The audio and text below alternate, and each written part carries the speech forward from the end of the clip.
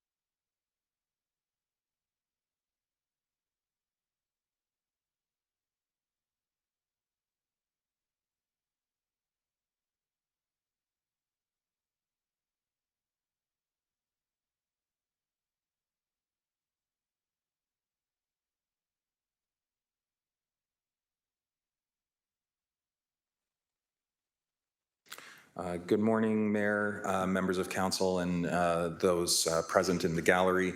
We are waiting on one individual for quorum who we know is on their way, but we will have our sign up online to advise the public that we're waiting on quorum, and we will hopefully achieve that shortly.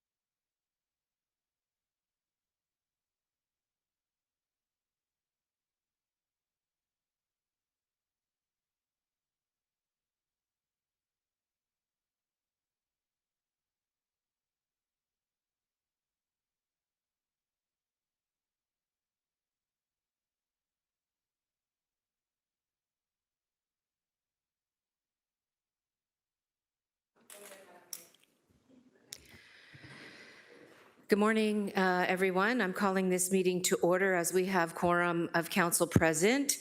And I'd like to begin, obviously, with welcoming everyone to the special meeting of City Council. Before we begin, councillors around the horseshoe and online, Councillor Spadafora, Councillor Pauls, as well as Councillor Taddison, Councillor Beattie, Councillor Clark, Councillor Kassar, Councillor Wang, and Councillor Maureen Wilson. I'd like to welcome you all, obviously. We have some staff and we have some guests as well, and I know there are folks watching remotely. And I just want to reiterate that this meeting is public for a particular reason, because we're here to learn. And I'm asking everyone around this room to please, in advance, to please respect the fact that we're here to learn and receive information. And I want you all to be aware that no decisions will be made today. There will be no decisions made today.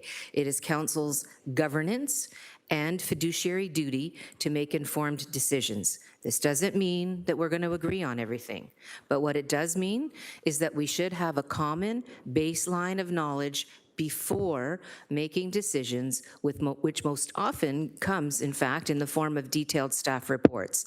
This education session was arranged as that was not the case with this subject matter, and councillors were indicating they needed more information. I sincerely hope we can heighten our knowledge together, and so I ask respectfully for your assistance in that regard. As I mentioned, today is about learning and building a common understanding. Questions from members of council should be directed, please, to our presenters, as they're here to help us build that foundational knowledge. Staff will not be asked to respond to questions, as the purpose of the meeting is to receive information. But I do thank our staff who have shown up today, because I think that it's beneficial for them to be participating in this learning session as well. So I appreciate that. And I know there are other staff in the organization who are likely online as well. If today's session raises questions or identifies areas that need further analysis, those can be brought forward through the appropriate processes at a later date. Members are reminded that all electronic devices are to be switched to a non-audible function during council meetings, and I would ask that our guests check your devices as well, please, if you don't mind. Members are also reminded of the 5-minute time limit when asking questions or making statements, and that no member of council shall speak more than once on any matter. Again, this is an educational session, so those normal rules will be, I think, more guided upon will be more be guided on the need for people to get clarification from presenters. And so the 5-minute rule, I'll ask members of council to, I think, assist me in being as succinct as possible, while also taking the time that you need to get information that you feel you require. Can I please ask people to shut off their electronic devices again in terms of the volumes, please? Silence them. Thank you. Okay, so we are now on to the approval of the agenda. This special council meeting has been called for the purpose of an education and training session for members of council and the public on artificial intelligence data centers. The session will include expert, science-based information on AI data centers. I'll hold for a minute until you figure out the... Councillor Clark, do you have your volume on? Everything's okay? Okay, thank you very much, everyone. Where was I? Science-based information on AI data centers, what they are, their purposes, the different types, sizes, and scales of data centers in use around the world, their respective impacts on communities, potential impacts, both positive and negative, and how those impacts may factor into municipal policy decisions. This session will also include education on the 2 AI data center proposals currently being discussed locally. So with that as our agenda, can I please have a motion to approve the agenda as presented? Moved by Councillor Wang, seconded by Councillor Maureen Wilson. Oh, sorry, please go ahead, Councillor Wilson. Oh, sorry, that's me. Okay. Thank you. Thank you, Mayor Horvath. I think it's important for me to fully understand the realm of what is within our ability to discuss today, and I think you provided me with a few answers, but I do want to exercise my diligence. Okay. So just a few questions to try and uphold the integrity, I think, of the institution. May I ask why the meeting was called at 9 a.m. and not 9:30? That would go to the clerk. I didn't call the timing of the meeting. Clerk Trenum?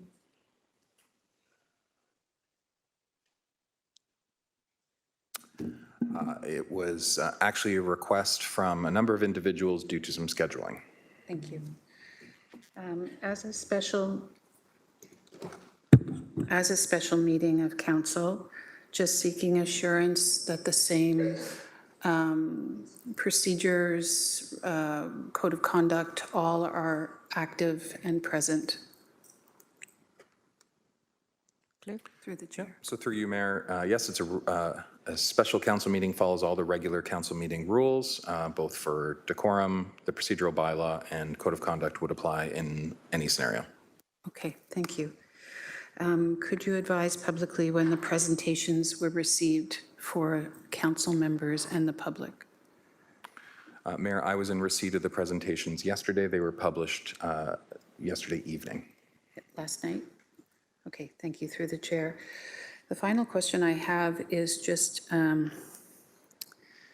the last comment referenced by our chair, that we are to be, one of the purposes of today is to receive education on the 2 AI data center applications. And this is where I do need a little bit more assistance.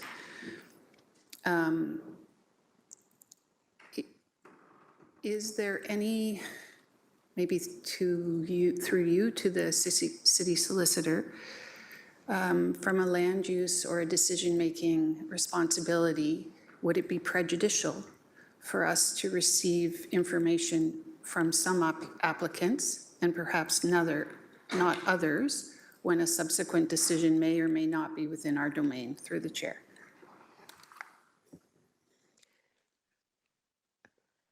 City Solicitor, did you want to repeat the question? Yes. Can you please repeat the question, Councillor? I'll try my best. Sorry, through the chair, Lisa Shields, City Solicitor. Could you repeat the question? No, not a problem. I've received confirmation that this is, while it's called a special meeting of council, all the rules that inform meetings of council are still applicable. So to that end, the chair stated at the end of her submission to us that part of the objective of today is to receive education on the 2 AI data center submissions that may or may not be before us. So my question through the chair is, would that put this body, is that prejudicial on behalf of an elected council on a potential future pre-existing, I don't know, land use decision? Through the chair.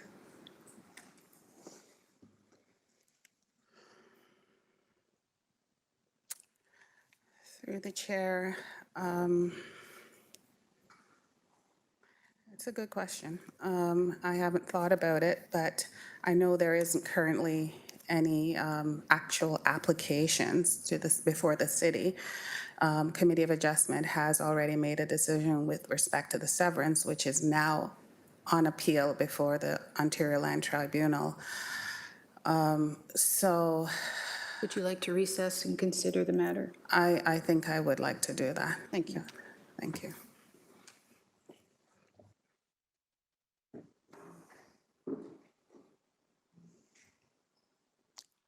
So the city solicitor has asked for a few minutes to consider this question on whether the proposals that are being discussed locally are, whether it's prejudicial for council to hear presentations from the proposals, notwithstanding we don't have any applications, correct? Thank you. And just if you will, Solicitor, as you're going to do your deliberation, it's important to acknowledge that the Committee of Adjustment matter is not related to these proposals specifically. It is a separate matter. That's my understanding, and we can look to city staff for the confirmation of that, but the severance really was not particularly, in my understanding, a part of this particular conversation around AI data centers. So if you could please make sure that we're clear on that too. I want to make sure I have that right. Thank you. So we'll call a recess for, how long would you need? Through the chair, could I have about 15 minutes? Sure, sure. So we'll just recess now then for 15 minutes to get that information, and then we'll continue on.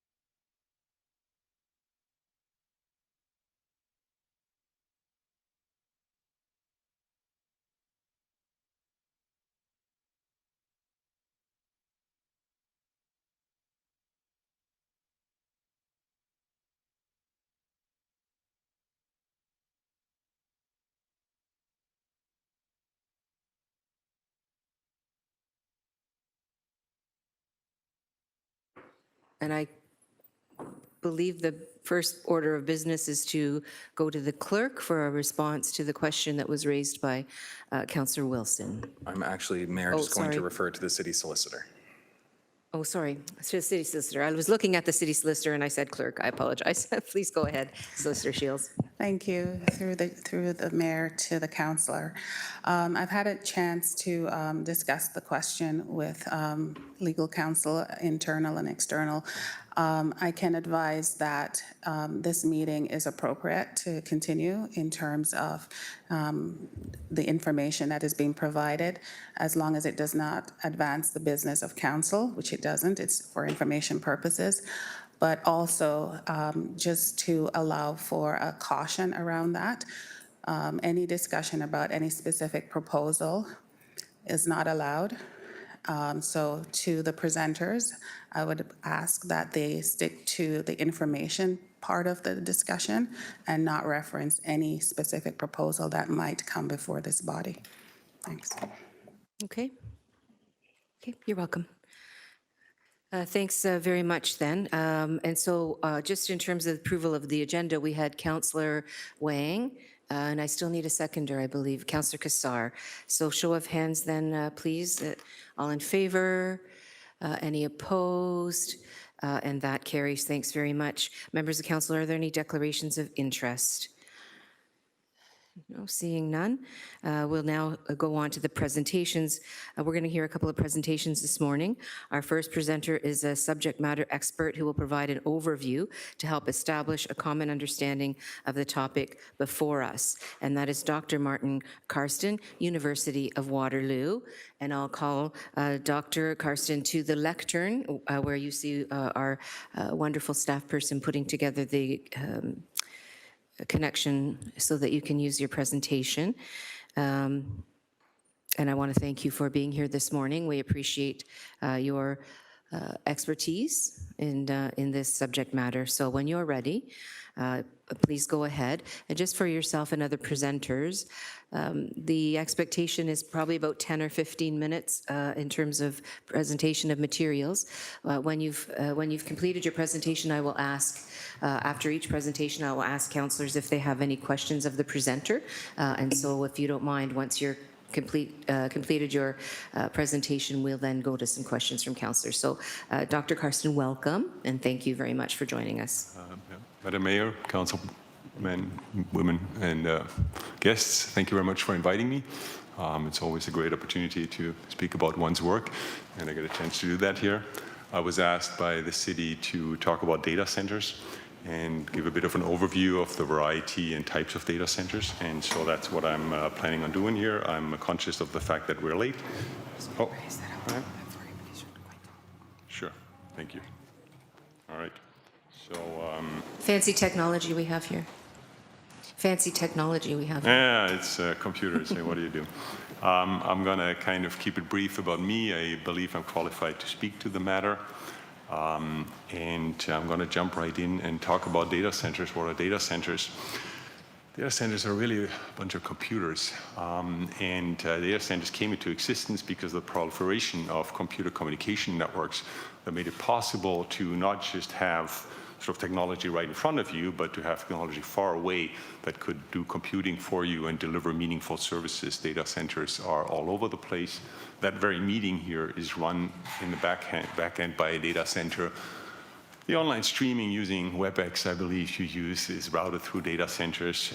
Data centers are used for all sorts of different purposes. Again, internet streaming, your social media, your office computing, your emergency services, your small businesses, large businesses, everything. AI has been a recent service addition to data centers and certainly changes the game. But it's very important to understand that there's no one-size-fits-all when it comes to data centers. If we zoom a little bit into the details, then a data center is comprised primarily of the actual computers, which we call servers. There are storage systems, there is networking infrastructure, so all these servers can talk to each other and can talk to the rest of the world. Talking to the rest of the world implies security measures. We need to protect data, etc. There is, of course, power supply and cooling systems as sort of the physical ingredients to make the system work. And then there's typically also physical protection systems in place to guard against unauthorized access to the facilities. But at the end of the day, it's really just a bunch of computers. That's the important part here. We typically distinguish between three types of sort of generic data centers. An enterprise data center would be a data center that is owned and operated by an institution, a company, or a non-for-profit. It would be potentially a data center that's sitting in the basement here and running the city of Hamilton's sort of infrastructure. There are so-called co-location data centers, which are really hotels for servers. So the co-location operator would provide the facility and would help with installing the computers and running the computers, but the computers would still be essentially owned and operated by a third-party customer of that co-location data center. And then we have cloud data centers. This is your AWS and Google and Microsoft that everybody's hearing about, where the entire data center is owned and operated by these large enterprises, and then they rent out these facilities in a virtual way so that customers can build services on top of that infrastructure. When it comes to assessing data centers, I think it's extremely important to ask who operates the data center, who owns it, who owns the infrastructure, who are the customers and who are the end users, which are not necessarily always the same thing. What kind of services are provided by this data center? Is this maybe your hospital data center running the ICU, or is this a data center that provides you with your Instagram? You can probably live without one, but probably not without the other. I personally always make a huge distinction when it comes to any kind of resource usage, especially when it comes to public interest. I'm always very conscious about whether there is ultimately a for-profit interest or a non-profit interest behind all these things. And obviously, data centers, like any industrial activity or any economic activity, have side effects, uses resources. We typically measure power consumption and water usage as sort of two of the essential types of resource consumption. And power usage is sort of a very illustrative metric to just describe the scale of the difference between data centers. So I put a graph up here that shows you sort of different power consumption, the different power consumption of different types of data centers. At the top, there's small, medium enterprise, sort of little data center in the basement, really. A regional hospital like McMaster might probably consume maybe a megawatt in terms of power. The top 500 is a list of the fastest supercomputers in the world. The average consumption of the top 10 computers is 21 megawatts. The fastest, which is currently located in China, is about 42 megawatts.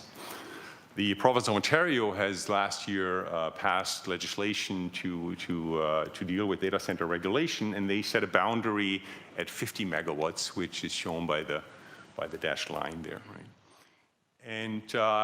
And so data centers have been around since the 1990s. I remember outfitting sort of data centers in my home university and putting things together. And we actually, because it's so cold, we put our beer there, which is awesome. But nowadays, what really sort of shows up in the media are these massive hyperscale data centers. That would be your AWS, that would be your OpenAI. Those are data centers that are operating in the gigawatt ranges. So that is 2-3 orders of magnitude beyond what we're kind of used to in terms of data centers. So largest operational facilities, a little over a gigawatt. I think the data center that was announced for Alberta in the last couple of days is about 1 gigawatt.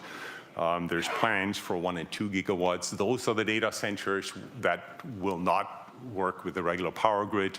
Those are the data centers that will need to bring their own power. This is when you read in the newspaper that Microsoft is planning to build nuclear reactors to just feed the data centers. Those are the data centers that we're talking about. The other side is cooling. In the old days, we would just use legacy air conditioning, which was sufficient for a while, but it's horribly inefficient. If you find the right locale, especially for these large-scale data centers, there's an option to get cooling almost for free if you build it right and if you have no city around it, and you can just use the outside air, and you're not packing things so densely, but that's not always an option. There is one particular type of cooling that I think also got a lot of bad news, and rightly so, because it is very efficient on power, but very inefficient on water. It's basically use the cold water to cool down your equipment, and then let it evaporate or put it back into the streams and the lakes, and that's obviously a challenge, right? I mean, mind you, a power plant is doing the same thing. Lots of other industries are doing the same thing, but that doesn't mean it's not necessarily a problem. However, modern data center cooling methods use closed loop direct-to-chip cooling. So you have water as the transmitter of heat within the data center, and you have a closed loop system where the water is transporting the heat away from these little microchips that are getting incredibly hot. And in fact, there's modern things that use some type of oil, and then you run that water through a cooling system and feed it back into the IT infrastructure. It's very important to realize that these are closed loop systems, and they're not really consuming water in any extensive manners. In fact, we're building such a system at the University of Waterloo, and we have a mandate to, of course, like everybody, to be sustainable, and we will build that system so that the heat can be reused to, the heat that we extract from the data center will be reused to heat the building, at least in the winter. Other concerns that I hear often are about noise and vibration, and I can assure you there is no noise, there is no vibration. These computers are, Excuse me. I asked at the beginning of this meeting for people to please be respectful as we are hearing information from a subject matter expert, and we are here. I will not tolerate disruption of the meeting because we're here to learn, and I hope we're going to learn together. So please, look, if you're here to disrupt, I'm going to ask you to leave because that's not the purpose of the meeting. So please do listen, learn. You can make whatever decisions or at the end of this, continue to have the opinions you have. That's fine. But this is somebody who's here to give us information that is, notwithstanding some of the signs I see, that is in fact independent. So please, go ahead. Thank you very much. So, and let me qualify. I mean, if you put a server on this desk and turn it on, it sounds like a jet engine. But the noise is contained within the data centers. We put offices right next to data centers. You wouldn't believe that sort of a respectable faculty member of the University of Waterloo would tolerate any noise or vibrations in their offices. So the noise is very well contained, and the vibration simply doesn't exist because these computers are way too delicate to tolerate any significant vibration. So the concern about water, I mentioned before, it's usually closed loop systems. I would be highly critical of any non-closed loop systems anywhere near civilization. I wouldn't want those if at all possible.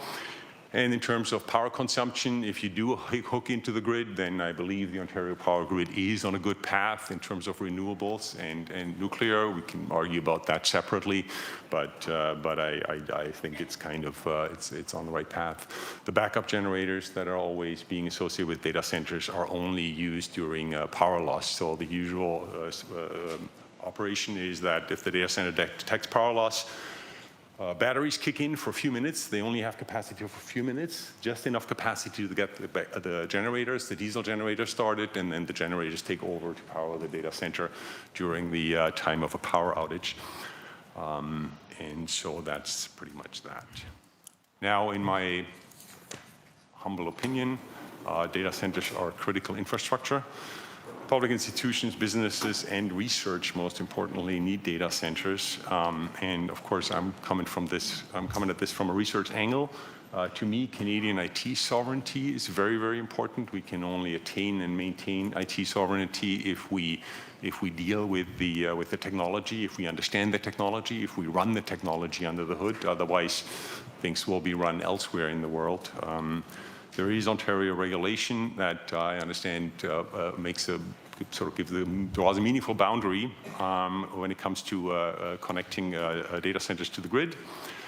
In my mind, meaningful regulation looks at the limits on power and water consumption. It looks at the cooling type, and most importantly, it also looks at the purpose of the data center. And here again, I want to reiterate the distinction between for-profit and non-profit uses fundamentally. Thank you very much. Thank you very much. I appreciate your presentation, Dr. Karsten. I now have a speakers list, so we have a couple of questions that are going to come your way. So we'll start with Councillor Tammy Wayne. Thank you, Dr. Karsten, for your presentation. I'd like to dig a little bit deeper in understanding your definition of a data center, because sometimes a data center could be 5 server racks linked together, or they could be hundreds of acres wide. So what's that like sort of threshold where is it 5 computers strung together still called a data center, or is it like a floor or a room? Is that also called a data center? So could you just give me a sense of scale, I guess? Sure, through the chair. I don't think there is a good definition. In fact, I mean, in the old days, there would be one computer, and that would be the data center in terms of the mainframe computers, right, are in some sense were data centers. So it's just, at the end, so there used to be the term server itself means it's a computer that's not right in front of you. It's a computer somewhere else that's doing some work for you. And the term data center has really just evolved to represent the housing of these computers that are not right in front of you, but that provide these services from afar. And I'm not aware of any meaningful mathematical or whatever definition that says this is where a data center starts, right? And in my book, it starts with a single computer, and it goes all the way up to the several gigawatt scale that we mentioned earlier. Okay, thank you for that. I'd like to go back to your slide 6, which was actually the bar chart, and you had the dotted line of 50 megawatts. Can you unpack that a little bit more? Because as in that particular slide, you spoke about 50 megawatts was what Bill 40 that the provincial government has put forward as their definition and threshold of where data centers can potentially, what is that sort of cutoff line, right? But you were also talking about how the top 500 data centers are under 25 megawatts. So could you just help me understand that a little bit better? Yeah, thank you for the question through the chair. There's a big difference between supercomputers, research computing, and sort of these data centers for public consumption, the data centers that run your social media and run the cloud services. A supercomputer acts, while it is built out of millions of individual computers, it still attempts to act like a single computer. You launch potentially one single computing sort of operation on it, one large-scale simulation. The Americans simulate their nuclear weapons there. We use it for weather forecasting. We use it for large-scale climate simulations. But the whole apparatus still pretends to be one computer at some level. The larger data centers, the hyperscalers, they don't pretend to be one computer. They just have a fleet of systems that are being either rented out or used by the respective enterprises internally. And that's where that massive sort of difference comes from, because there are technological limits of sort of what you can put together and still call it one computer. Mm-hmm. And that's what these supercomputers try to do. Okay. But you can't go beyond these boundaries easily or meaningfully right now. Okay, thank you. So just to unpack Bill 40 a little bit more then, do you know much about Bill 40? Okay, so perhaps I'll leave that for another presenter. My last question is around Canada sovereignty, because as you said, in the top 500, there are usually in and around that 25 megawatt. How many of those do we have here in Canada? Oh, that's a very good question. I'm not prepared to answer that. I don't think there's anywhere in the top 10 or near the top 10. And again, these are the supercomputers, so this is the research component, the climate modeling, the cancer screening, these kind of things, right? Sovereignty, this is only part of the sovereign picture. The sovereignty to me is a lot about sort of data and privacy and keeping our own personal data under Canadian jurisdiction. That hasn't anything to do with the supercomputers. That has more to do with, say, these other hyperscalers and the service computing. So my last question through you, Mayor. Please go ahead. Is around what we have here in Ontario. We have SharkNet, we have Orion, we have the Perimeter Institute. All of those are not considered that top 500 supercomputers. They are supercomputers to that effect, but they're not necessarily that core digital infrastructure that the federal government might deem as IT sovereignty. Is that correct? Through the chair, I don't know what the federal government precisely thinks about IT sovereignty or not. I mean, I know what I believe about IT sovereignty, and I think that the research computing is an important component, but it's also important that it's not the overwhelming component. Again, I'm more concerned about my personal data rather than sort of the research computation. I mean, ultimately, you would hope most of that research sort of goes back to the public anyway, so what's there to lose, right? But the stuff that hosts my social insurance information, my banking information, that's what I'm personally more concerned about when I talk about IT sovereignty. Okay. Thank you so much. Thank you, Mayor. Thank you, Councillor Wang. Councillor Maureen Wilson, please. Thank you. Thank you very much for being here and for your presentation. Sorry, I'm right here. Oh, sorry. That's okay. I am trying to learn as much as possible. And in the absence of a staff report, that's been a little challenging because I don't know where to go to look. So most of the places that I have been going have been obviously the United States, but Australia as well, which I understand it. There were 270 data centers in Australia, and Australia was the second most attractive investment location globally for data centers. Amazon just announced a $20 billion investment in new data centers across Sydney and Melbourne, and the market capacity for data centers is expected to double between 2025 and 2030.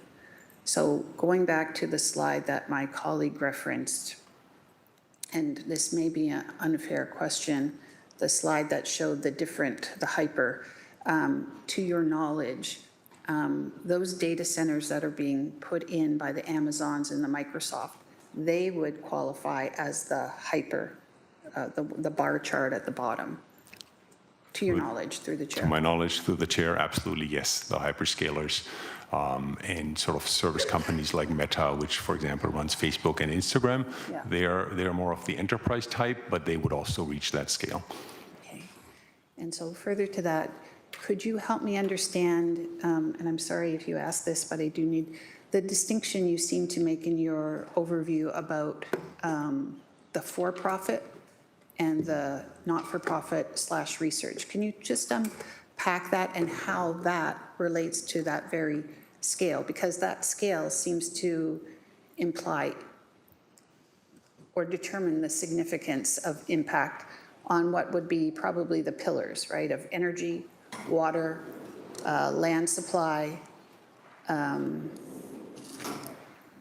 think those are the three pillars. Thank you. Sure, thank you for the question through the chair. In my mind, when it comes to sort of using up resources, natural resources, I think it is important to distinguish between profit and non-profit usages. That's just my fundamental sort of conviction. In some sense, this is independent of the scale because, of course, even a small-scale activity uses up some resources. It uses up some land. It uses up consumes some electricity. I would be more willing. So at the end of the day, everything is a trade-off, right? You get something, you pay something. I would just, in my mind, I would put the slider, I move the slider when it is for a public nonprofit use, right? If it's a hospital asking, or if it's a for-profit company asking, my personal kind of preferences would move. And that's all I'm trying to express here. Okay, thank you. On the subject of trade-offs, just so I understand, simply put, from what I've been trying to understand is the trade-off seems to be one of energy versus water. And I'd like you to speak to that, please, to help me understand it. And it goes something like this in my very rudimentary understanding. You can have the cooling system within, but that's energy heavy. And or you can have the water being drawn, which is water heavy. Could you just help me understand this seemingly conflict or trade-off, or is it real or not? Thank you. For sure, through the chair. So I'm not an HVAC technician, so I want to qualify my answer that Me way, neither. right? So I think the first point to start with is about the ratio between the actual energy consumption by the computing versus all the overhead energy consumption for cooling, et cetera, et cetera. Yeah. There's a metric, it's called PUE, that measures that. I'm told that, say, 20% overhead is sort of okay. Modern data centers achieve better numbers, 10% and better, and some of them seem to be even achieving a number smaller than 100 if they manage to use the resources so wisely and manage to recycle the resources that are the heat energy that's being absorbed. Now, so we're only talking about that fraction. If you see that overall footprint here, 100 megawatts, then really that trade-off that you're alluding to is only for that fraction of the overall envelope. And yes, I mean, this technology where you just use cold water and let it heat up and get rid of it, that doesn't use much energy other than pumping the water, but it wastes a lot of water. Again, in the old days, we just use regular air conditioning like we do in our houses. That's not particularly efficient. And so modern data centers use these closed loop systems that operate at these overhead numbers of maybe around 10% in terms of the energy consumption of the actual computing equipment. Thank you very much. Thanks, Councillor. Councillor Kassar, please. Thank you very much, Mayor Horvath, and thank you very much for the presentation. Some of my questions have been answered. I just have a couple more, and I know you qualified that you're not an HVAC expert, but given your knowledge on the topic, maybe you can help with a couple of these questions. So you've addressed the water usage and closed loop. You mentioned closed loop systems don't use a lot of water. Can you speak to the concern of heat release into the environment and urban heat island effect that could be created, or does that system create that kind of urban heat island effect? Thank you. Through the chair, to some extent, again, this is kind of going more into HVAC territory. My assessment here would be sort of little kids, little problems, big kids, big problems. I don't think anything below the 50 megawatts mark has any meaningful heat island effect. I think once you look at larger scale, that can become an issue. Okay, and you also mentioned the opportunity of energy harvesting, which has come up here as well in a separate conversation, so understand that. Second question would be about noise. So you did comment on noise, and there has been lots of commentary in the public around the noise effect, and I think legitimate examples in the US where noise has created an issue. Could you just elaborate on that, on what is it that would create a noise? Is a different setup not create a noise problem? If you're able to help us understand that. Right. So through the chair, I think there's again, multiple layers here. I mean, the computers themselves are noisy due to the fans. And again, I occasionally put one of those in my office to do some work, and it's loud. This noise, in my experience, in my observations, is always extremely well isolated. I have offices right next to server rooms, little data centers. There's simply not an issue. Now, depending on what you do in terms of overall cooling, and especially if this, say, were some old school air conditioning with huge units on the roof, then I could see that this creates a noise issue. But again, I'm not qualified to really say anything more specific about that. Okay, thank you. Thanks, Mayor. Thanks, Councillor Kassar. Councillor Clark, please go ahead. Thank you, Mayor, for the opportunity. I'd like to be able to clear the air a little bit. Can the delegate elaborate on their involvement with the two proponents that are developing an application process for the city? Through the chair, you have to tell me who you're talking about. DRAC is one that is on Slate property, and the other one is with McMaster University at 44 Frid Street. All right. So about McMaster University, my last involvement was when my two daughters were born there 20 and 18 years ago. I have no other affiliation with them. to DRAC. I know what DRAC is. I, in fact, have an account, as any researcher in Canada, I have an account on their systems, although I don't really use it because my research is in a different layer. Otherwise, I have no affiliation with DRAC. So you're not an investor, you're not an advisor, and you're not a partner with the DRAC application? No. Thank you.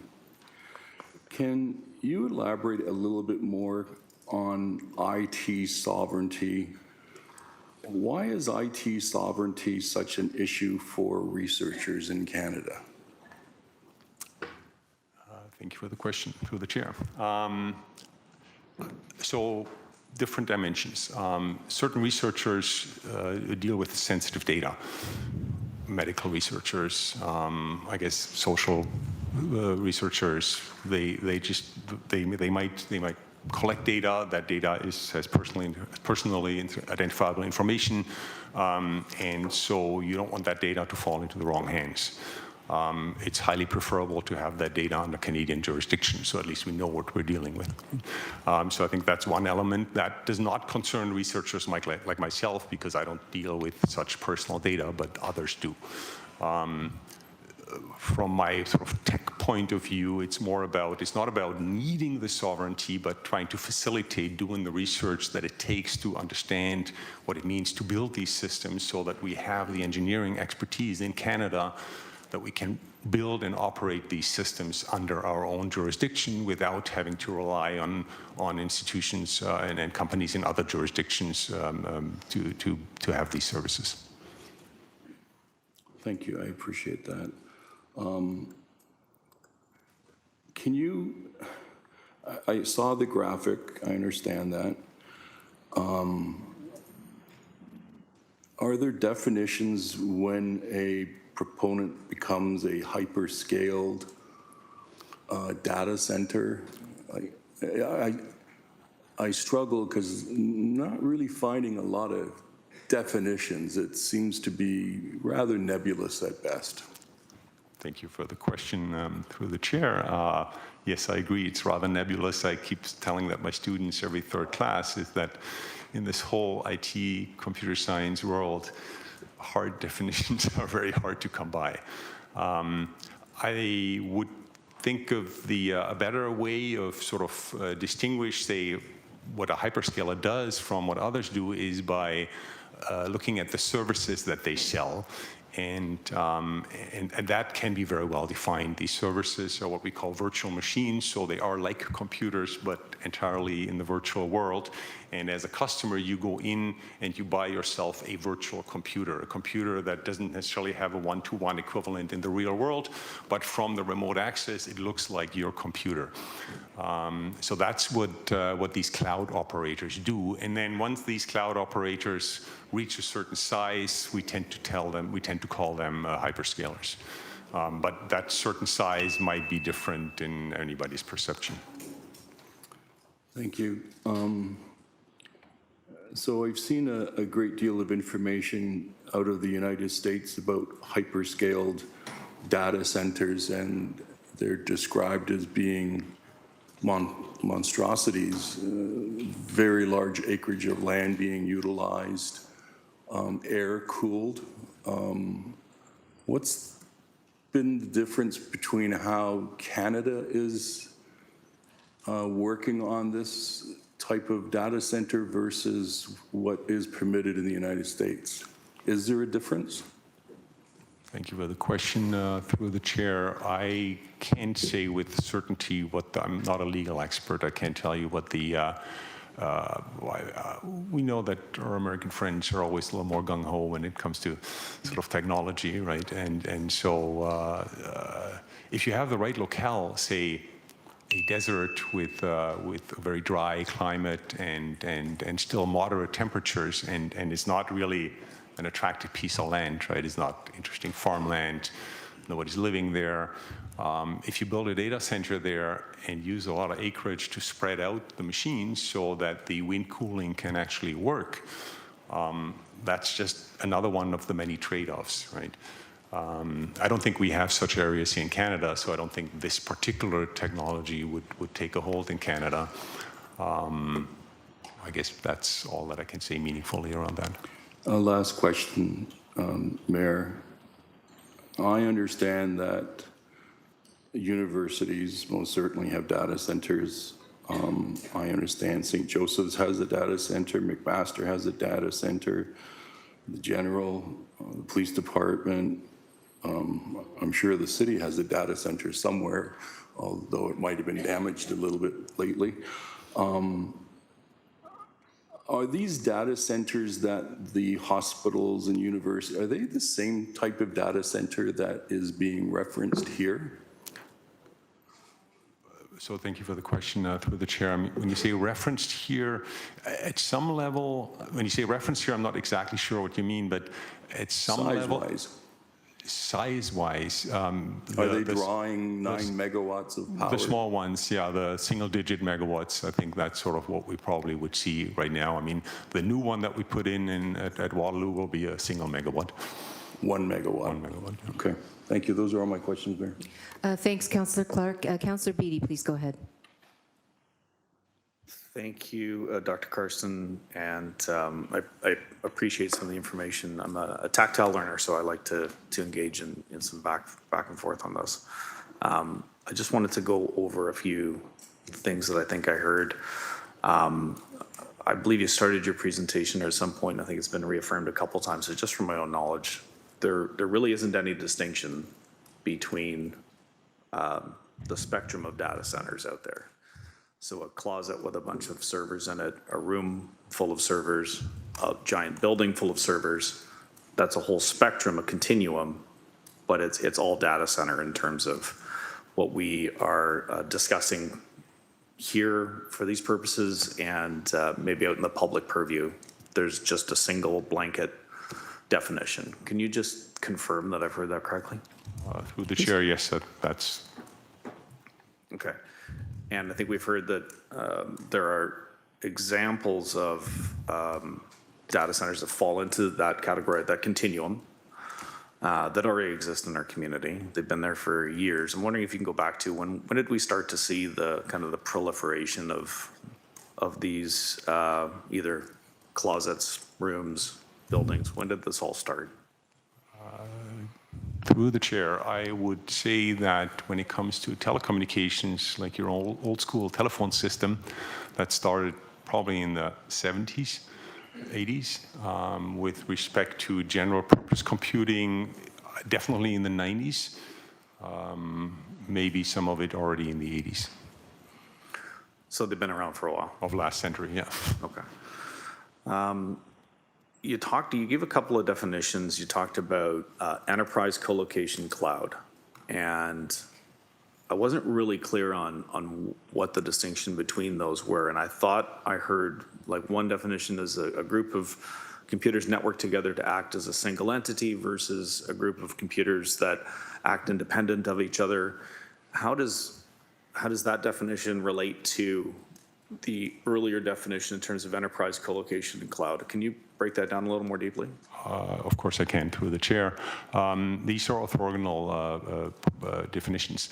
The enterprise versus colocation versus cloud is really a question about ownership and operations. Who owns and who operates the infrastructure, and on whose behalf? The definition between the single coherent computer applies to these specific supercomputers that pretend to act like one coherent computer in contrast to a set of computers that is just operated as a fleet. And as when you've got when you have the bank of computers that are acting in a manner as one unit, are they performing a different function than the cluster that's doing multiple things multiple times? Through the chair, typically they do, because these supercomputers are used for highly specialized research needs, whereas the fleets of computers are used more for your day-to-day computing. Okay.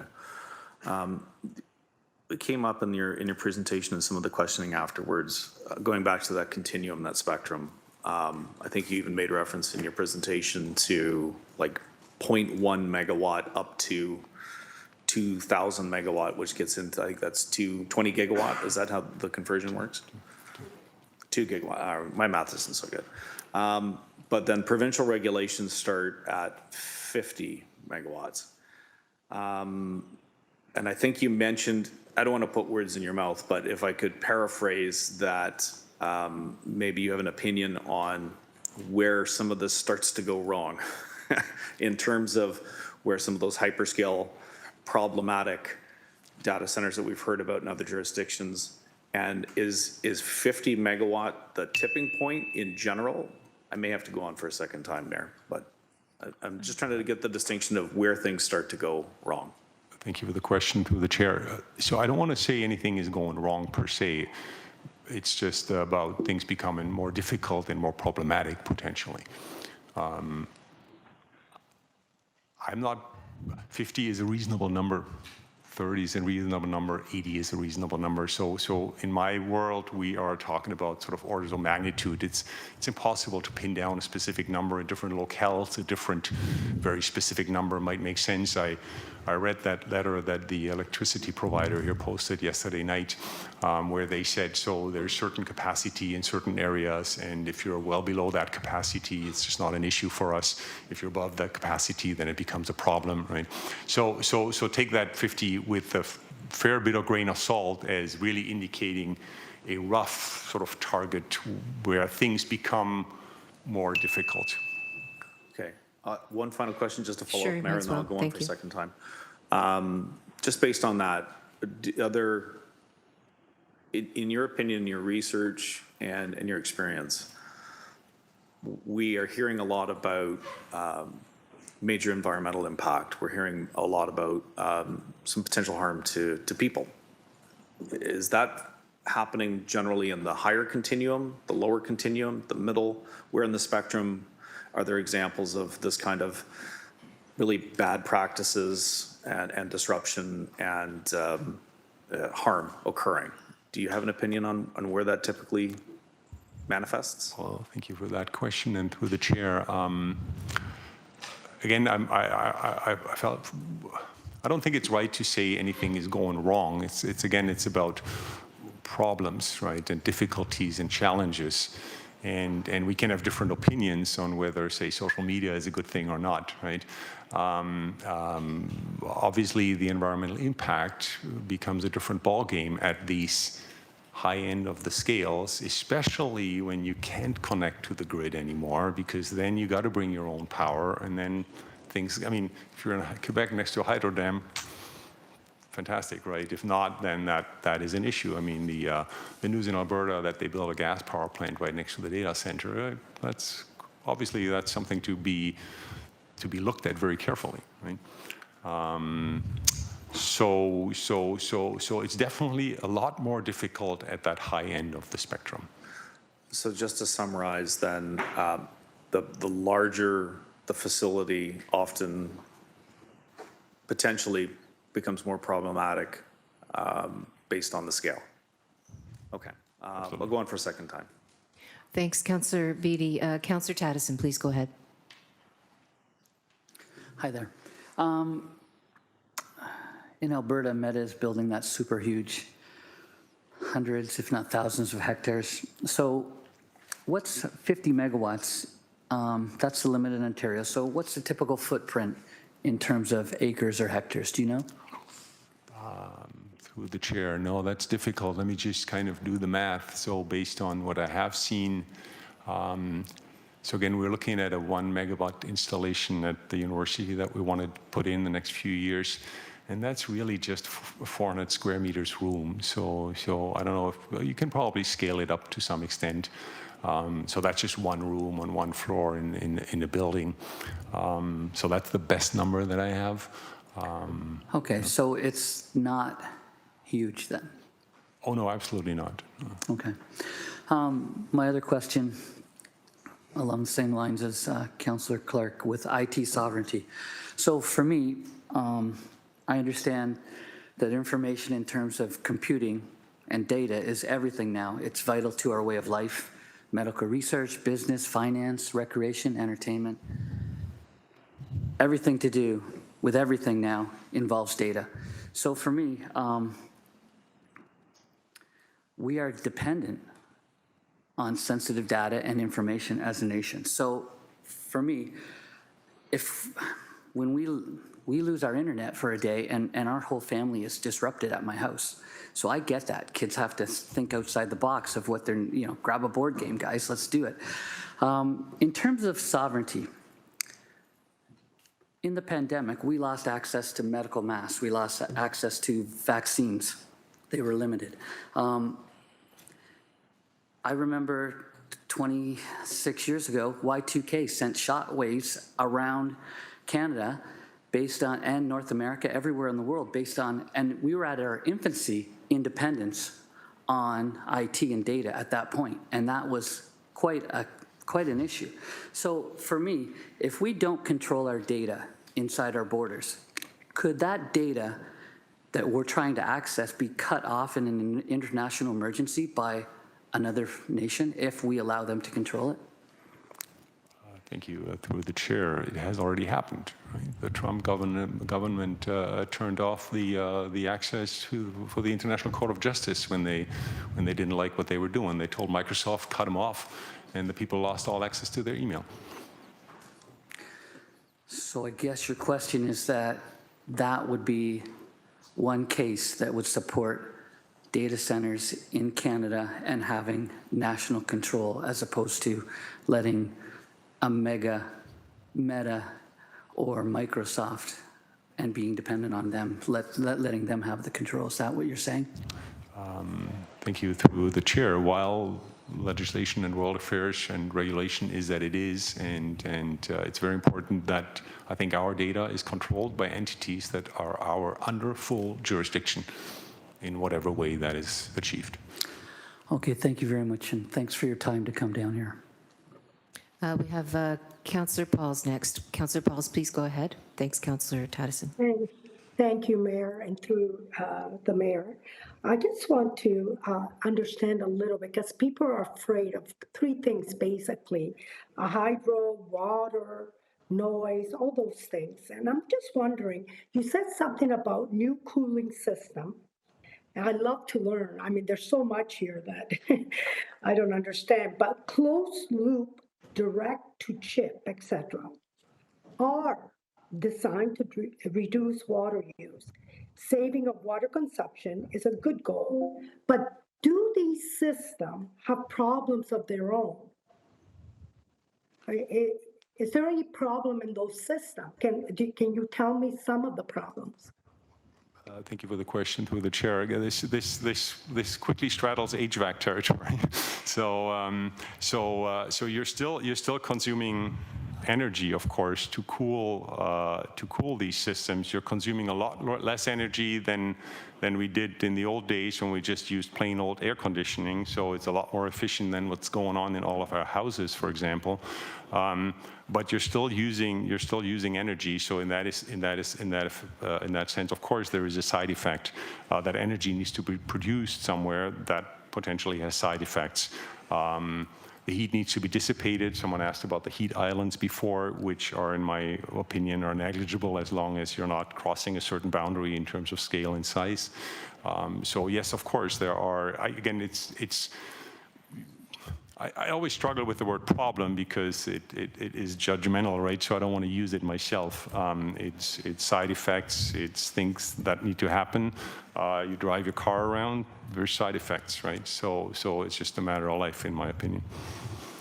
Okay, so I'm just wondering, when we use this system, because it's creating more energy, the water consumption is used, and simply it's moving from one data center to a data center power plant, right? So I'm just wondering, they're using, I think you said gas as a refrigerant and a suspension, PFAS, and I just don't know how it operates. Are we just using the water and we're not putting it back in, are we? We're just, I really don't understand. If you could just, a little bit of understanding how it's used. Sure, I can try to answer that question through the chair. I did not say gas, I did not say PFAS. It's HVAC details that I'm not privy to, that I can't really don't know much about. The water is circulated from the hot elements, which are the computers, through a cooling element, just like your fridge does. What exactly is going on in that cooling element? You'd have to ask a different expert. Okay, thank you, and thank you for the answer. Just, it is a complex thing, and I think that's what people are worried about, those things, so that's why we have to do our diligence. So thank you very much. Thanks, Councillor Pauls. We have second-time speakers, but I do have one question myself, if folks don't mind, and that is just on the issue of the sovereignty that a couple of councillors have now asked about. Can you give examples of other nations worldwide that have sovereign AI computing systems for the reasons that we are kind of talking about here or exploring here, please? Thank you for the question.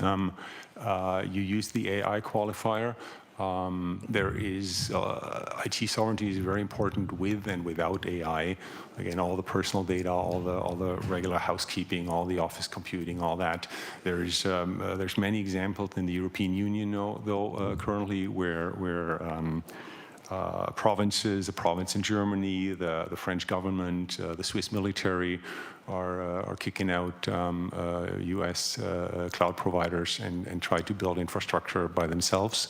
There's also various nations, I think the last one I heard about was Korea, South Korea, that try to build sovereign AI models where the essence, where the mathematical, that massive matrix that represents the mathematical data in the AI model has been developed nationally and is under their sovereign control.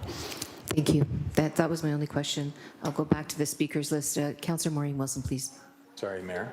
Oh, I'm sorry. For Permission. Yeah, for additional speakers, and I just wanted to know, given the theme and questions, and there may be multiple speakers each time, if you wanted to pass a blanket Yes. Sure. two-thirds majority. Can I get a motion to have a blanket agreement or decision on having people speak more than once? So that's moved by Councillor Tatis and seconded by Councillor Wang. All those in favor, show of hands.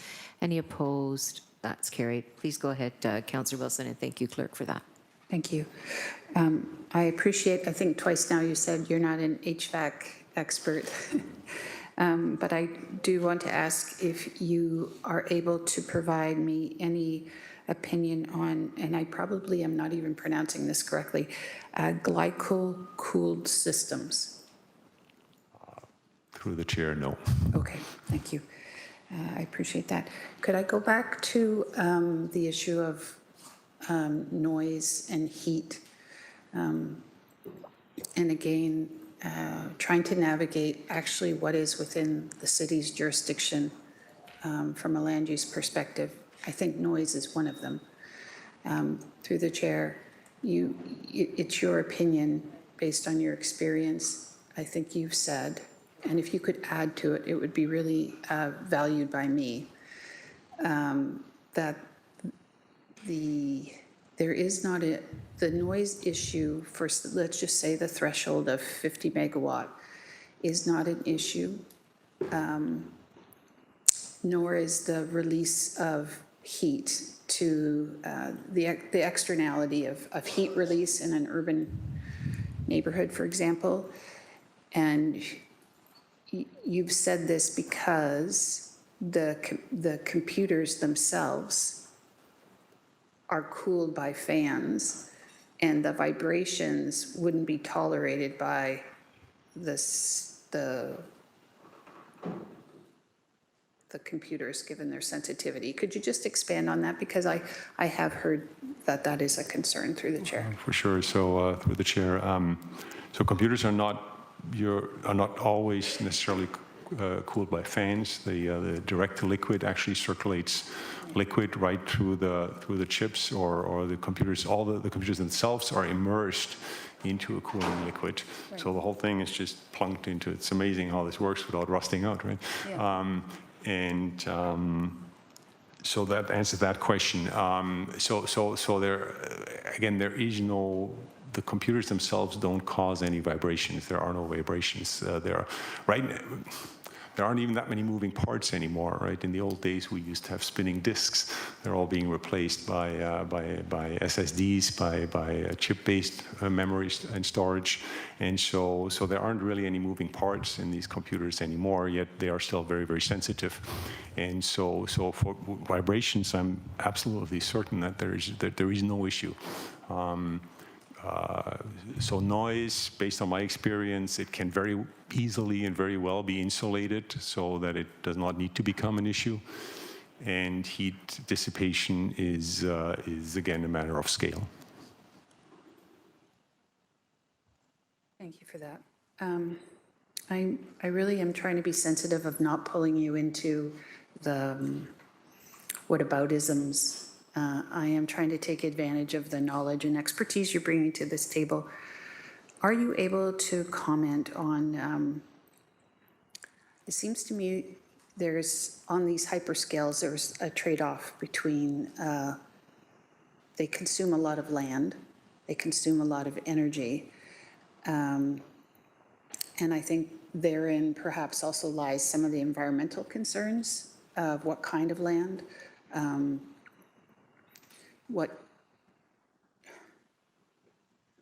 So are you able to comment on why, for the most part, data centers are being built in and around urban areas? Because I received an email saying, we don't want them in an urban area, which begs the question, well then, do you want them in a greenfield, or do you just don't want them at all, right? And what is my role here? Do you have any insight on that? Because it's not I'm not trying to set you up. I can also read what I've found on that, and you can either comment on it or not. Sure, let me try to answer the question as is through the chair. So let me see. So there's again a couple of dimensions to unpack here. First of all, a data center needs to be operated, right? People need to work there.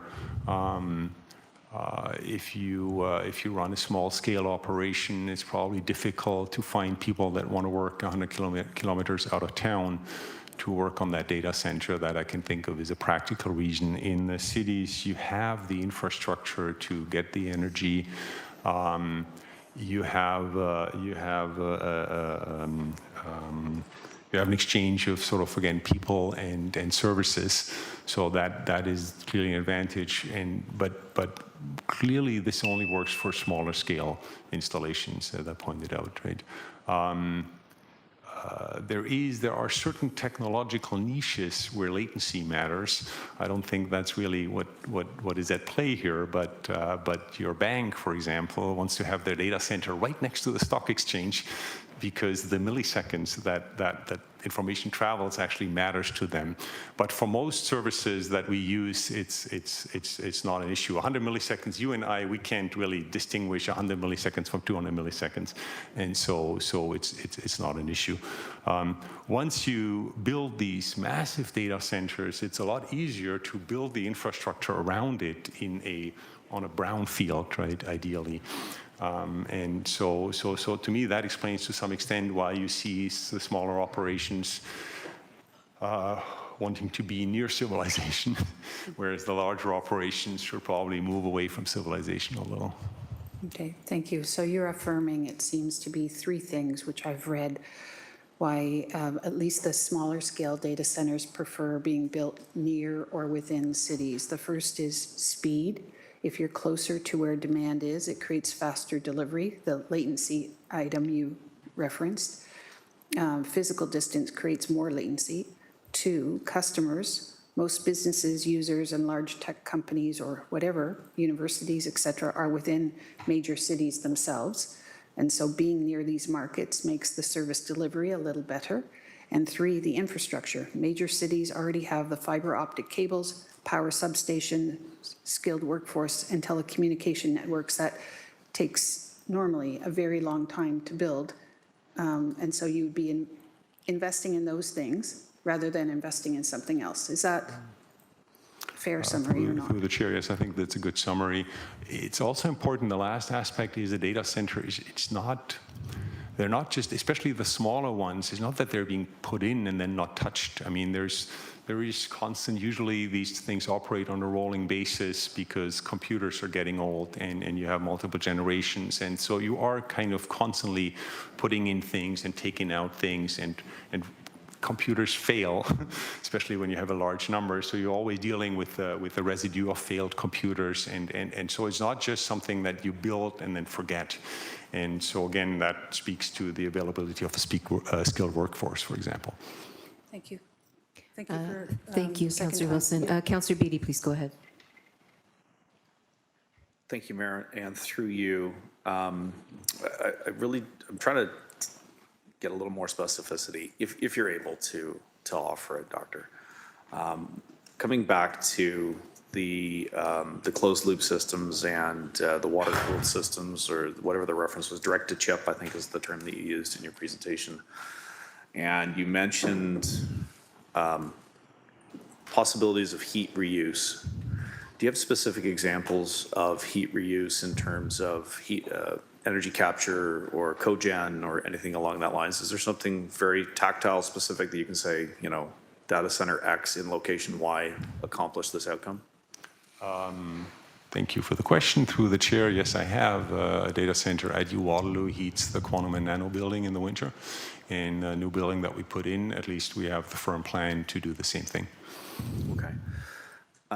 Also want to come back to the noise and vibration issue, since it seems to strike a chord with a lot of people. Again, along the same lines, do you have specific examples of where perhaps other designs or other scales, very specifically facility X and location Y, has led to problems in terms of noise and vibration? Thank you. Through the chair, no, I have no such examples. Okay. Through the chair, I think we've established that not all data centers are the same. There seems to be I use the term continuum or a spectrum. My limited research into this topic has kind of led me to a conclusion that AI itself is a spectrum, and that what we're talking about is a spectrum. And so we've got, and I've heard it mentioned here, research-based AI usage, and then, I don't know, the everything else, the silly memes we see created, you know, the deep fakes and such. And the term LLM comes up, large language model. Can you distinguish on that spectrum between kind of maybe the different types of AI, maybe speak to the research-based stuff, the LLM stuff, everything in between, if there is such a thing? I'm just trying to unpack this all. I can try my best through the chair. So yes, AI comes in various scales. Most likely you have an AI model running on your laptop right now if you're using Google Chrome, because they download a model right to your hard drive and use it locally. So it scales from a laptop to these massive data centers. In terms of technology, so I'm not an AI researcher, so I'm going to take my words with a grain of salt. There is the underlying discipline is machine learning.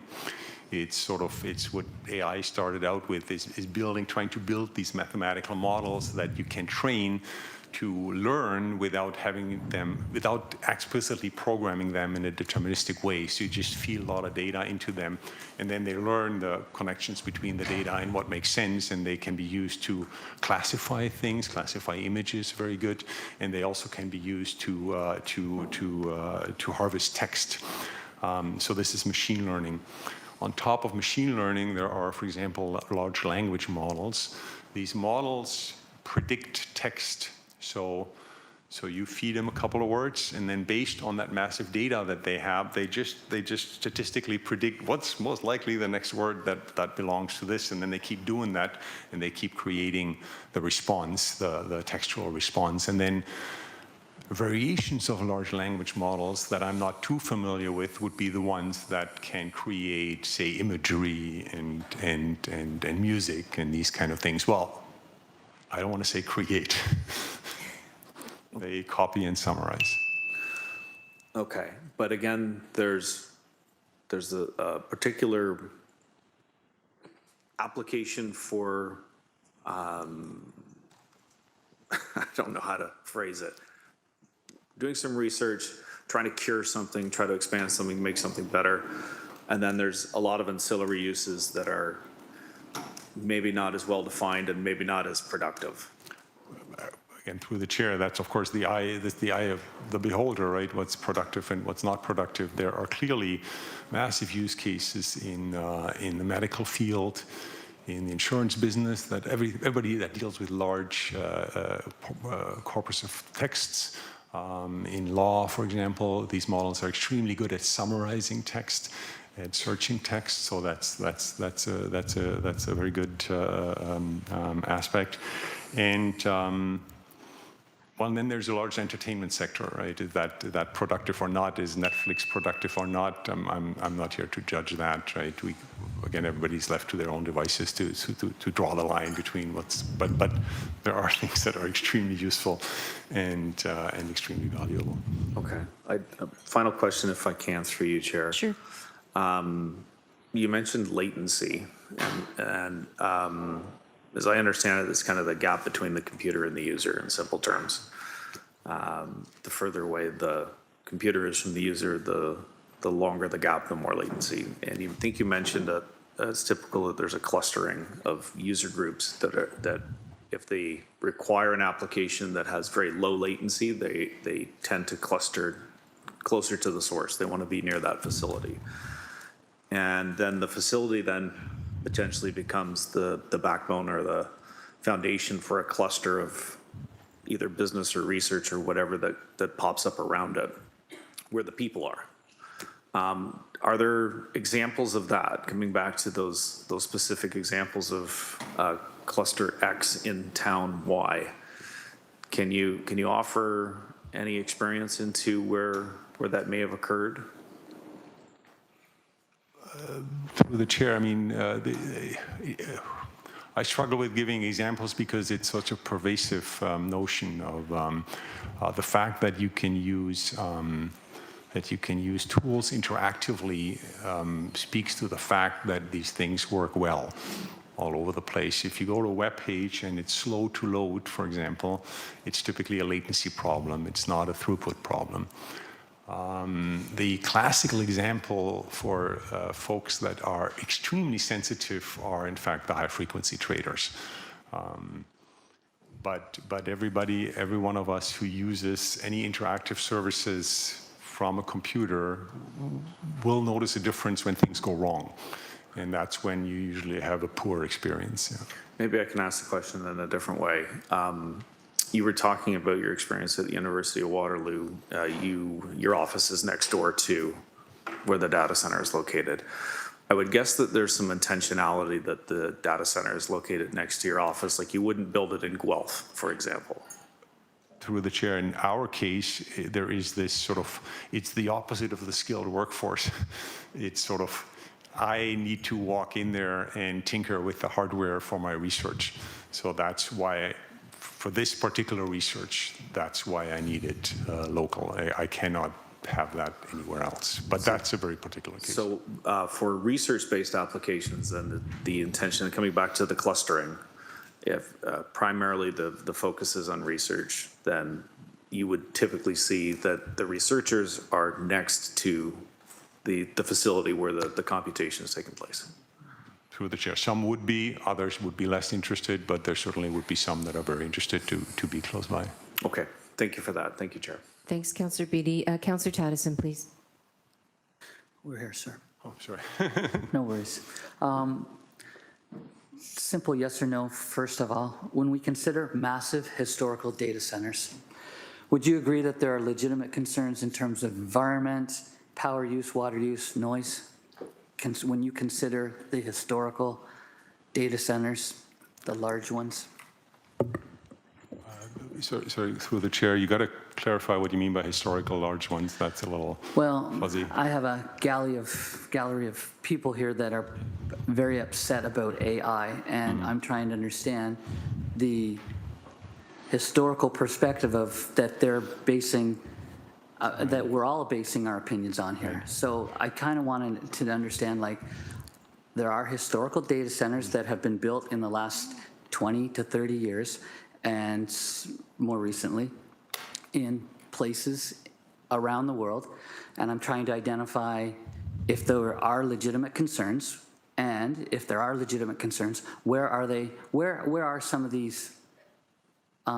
Where are some of these data centers? Where have they been built? So through the And chair, why? I don't think I can give you a conclusive or satisfying answer. I mean, I'm not aware of problems.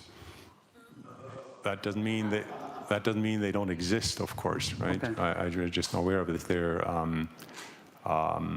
in some sense, of course, older installations like the ones from the 1990s would have been a lot worse than modern installations. It's like the gas guzzlers we were driving in the 70s and the 80s are not comparable to the cars we're driving today, right? So I think that's the best I can do in terms of answering your question. Okay, then. Let me look at it. Let's go a different route then. A baseball bat can be used as something to hit a ball in a game that we all love. It can also be used as a weapon. So in terms of speaking to the public today as an expert, what are some of the cautions of AI that we need to be aware of, and how can we mitigate those issues moving forward if this is the way we're going to go? Yeah, thank you for the question through the chair. In principle, the cautions are well understood. You need to protect data. You need to protect the facilities. You want to protect yourself against hacking. You need to keep information confidential and unmodified, et cetera, et cetera. At the end of the day, the technology is there to do all this. The incentive will come through sort of regulation at that level, and regulation again means sovereignty, so we have something to regulate. Okay, fair enough, thank you. And education, I suppose, as well. In terms of our labor force, do you see AI as taking jobs or changing the labor force market in a way that we don't really understand yet? Through the chair, this is straddling the boundaries of my my expertise. Okay. So I could really only answer as a person, and I think it's a balanced picture. I appreciate that. Thanks, and thanks for coming in again. Thanks very much. I don't have any other speakers on the list. I really appreciate the discussion that we've had today. I just wanted to follow up very, very briefly on the issue of, I think what Councillor Tattison might have been trying to get to, and I don't mean to at all suggest that that I'm reading your mind, Councillor Tattison, so I apologize. But at the beginning, you talked about the different types of data centers and the energy sources and the cooling systems, et cetera, et cetera. And so, and we've learned a lot, like technology has changed over the years in terms of data centers, including AI data centers. And so when it comes to, and I know you don't like the word problems, so I'm not going to use that word, but and when it comes to the trade-offs, is it such that depending on the model, the size, et cetera, the use, these trade-offs need to be considered such that the concerns that are being raised publicly and around this table, and I think nationwide, really, worldwide, that those trade-offs are the key piece when it comes to decision-making going forward, possibly for any jurisdiction that's entertaining a data center. So whether that's out in a desert somewhere or whether that's on a brownfield, as you mentioned, is that really what we're looking at? Is how do we deal with the trade-offs if there is a decision to be made? Thank you. Yeah, the trade-off is always between the value that you put on the service that you receive, and the existing AI models. You can try to assess them. It is kind of active research to assess them in detail as to where the trade-offs exactly are between, say, resource consumption and service outcomes. So there is sort of the production use of existing AI models. There is the research use of existing AI models, for example, to investigate cancer screening using these models. And then there is the actual research into these models where you try to create new models, right, which is yet a different, and the trade-offs are, of course, different in each of these cases. And likewise with, if I can just, likewise with the technologies, with the kinds of actual systems that are being considered. Yes, both in terms of hardware and software, yeah. Thank you. Thank you very much. I really appreciate it. I just want to say on behalf of the members of council and the public, Dr. Karsten, thank you very much. We took a lot of your time this morning, and we very, very much appreciate your expertise. Thank you for having me. Thanks, everyone. Thank you. Next on the agenda, we have Dr. Michael Schull is Chief Executive Officer of the Digital Research Alliance of Canada. And as, sorry? Are you okay? Please come to the dais there. And I would say, just a reminder from the advice that was given by our city solicitor around specific promotion of specific projects, that's something that that we would like you to avoid. Thanks, Dr. Schull. Go ahead whenever you're ready. Okay, thank you very much. Good morning, Madam Mayor. Good morning, members of the City Council and members of the public and the audience here.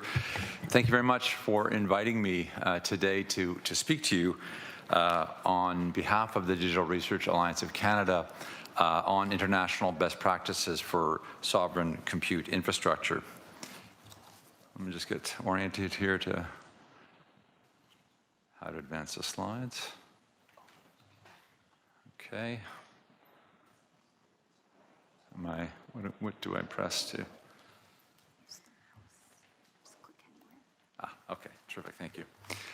Okay, so I thought I would just first of all introduce myself. I am, as I said, the CEO of the Digital Research Alliance of Canada. By training, I'm a physician. I practice emergency medicine. I still practice a little bit in Toronto. And for the better part of the last 20 years, I've also been a health services researcher. So I have been using large data sets on the population of Ontario to study the functioning of the health system, to determine ways so that the health system can work more efficiently, more effectively, improve patient outcomes, and so on. I'm a professor of medicine at the University of Toronto. And for the last 13 years, prior to joining the Digital Research Alliance of Canada last year, I was the CEO of ICES, which is Ontario's largest health services research data institute. And I've led national initiatives to expand researcher access to research infrastructure and various data types, primarily in the health space. And so when I had the opportunity to lead the Digital Research Alliance of Canada, I was pleased to bring that expertise to support not just health research, but other domains of research as well.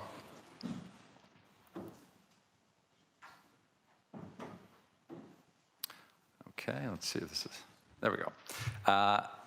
So who are we? Meaning who is the Digital Research Alliance of Canada? We are Canada's only national public not-for-profit organization whose role is to provide digital research infrastructure for Canadian researchers. We are Canada's expert digital research infrastructure organization. We empower Canada's researchers and innovators. We are a member-based organization. We have 115 members. These are colleges, universities, and public research institutes across Canada. We're federally funded, not-for-profit, and we support national digital research infrastructure to empower Canada's researchers to lead discovery and innovation with global impact. Our mandate is to provide, manage, and coordinate national digital infrastructure, data, and services for researchers and innovation. We deliver secure, reliable, high-performing national infrastructure and services that evolve and scale to meet the needs of researchers across Canada. Currently, this includes 8 national compute sites. These are high-performance computing centers across the country, 2 in BC, 2 in Ontario, and 1 in Quebec. We support research data management for a variety of, in a variety of science domains, software, and we also help with the training of more than 26,000 researchers across the country who access our infrastructure.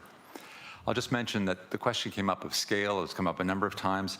The 8 national compute sites that we currently manage, if you think of the top 500 research compute centers that were mentioned this morning on the top 500 list, none of our centers that we currently operate would even get into the top 100 of the top 500, just in terms of scale, and give you a sense of where we are currently in Canada on the international front. Our organization also advises the federal government strategy for digital research infrastructure in Canada, including compute infrastructure, data management, and we provide critical support services to researchers across Canada. Since our founding in 2019, we've distributed close to $500 million in public funds to advance research infrastructure and data services.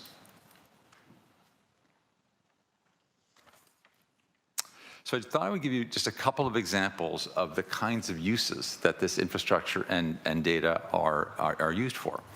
The first is from a research initiative called VITAL, which is funded by the federal government.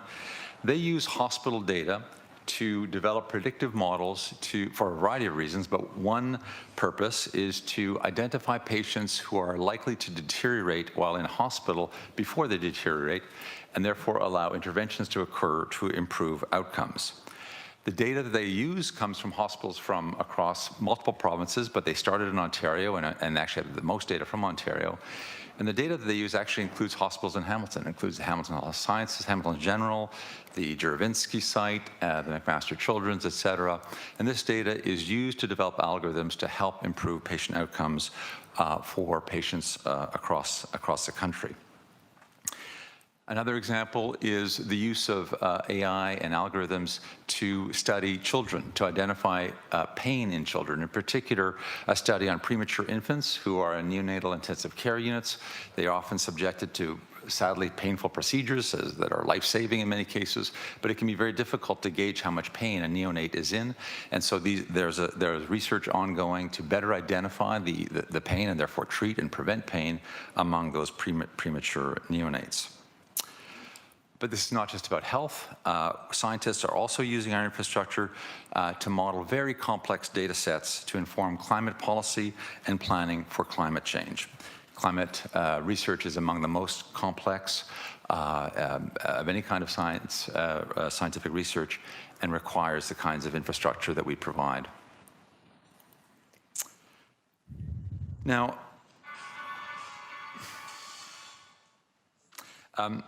the investments in public sector compute infrastructure, of course, are not unique to Canada. And in fact, we lag significantly behind other G7 nations. In fact, we're the lowest in the G7 nations in terms of our ability to provide compute resources for Canadian researchers. And this is one reason why the federal government launched the AI for All strategy this year. It's meant to position Canada competitively on the global stage and ensure our sovereign ability to conduct advanced research, protect Canadians' data, create jobs, and catalyze innovation. There are 3 fundamental pillars to this: trust, opportunity, and sovereignty. Our role in terms of trust is to provide compute infrastructure to help researchers that can help researchers be used safely and responsibly. The opportunity is to provide access and training for researchers to be able to use the supercompute environments that we support, as well as the data. And in terms of sovereignty, public ownership of this infrastructure is absolutely critical, and the location of this infrastructure in Canada is absolutely critical to maintain our sovereign access and our sovereign control over both the infrastructure and the data. And part of the AI for All strategy includes investments in sovereign domestic compute infrastructure, which will underpin the strategy, including, as the federal government has announced, an AI supercomputer for research. Now, as we have been asked to advise the federal government as part of our mandate, we of course have looked internationally to identify best practices. And we've looked in Europe, we've looked in Asia, we've looked in the United States, Australia, and elsewhere. We think some of the best examples of where this has been done well are actually in Europe, in the European Union. So, for example, the European Union, which, as you know, is a federation of many countries, they've come together and they've created a network called EuroHPC, and they have built out 19 centers, supercomputer centers, that support research and innovation across the EU. So, in a single European country, there will be only one of these centers. Typically, these centers will be less than 30 megawatts. I mean, they vary. Some are smaller, but that would be about the maximum size. And so, again, these are relatively small based on the scale that Dr. Karsten presented earlier. But when we've looked at and met with our counterparts in the EU, there are a number of key learnings and best practices that have arisen. And these include using these centers as an economic catalyst. They include brownfield redevelopment rather than greenfield development of these sites. They include, wherever possible, the repurposing of existing industrial facilities. They include leveraging industrial power infrastructure and capacity where it already exists. They include, of course, especially in the EU, a focus on renewable and emissions-free energy sources. They include things like district energy infrastructure and the recycling or reusing of the heat that's produced by these data centers to heat local homes or businesses. They include, in some cases, the use of surface water cooling or bay water cooling facilities. They include closed-loop cooling to minimize water use, which we heard about earlier.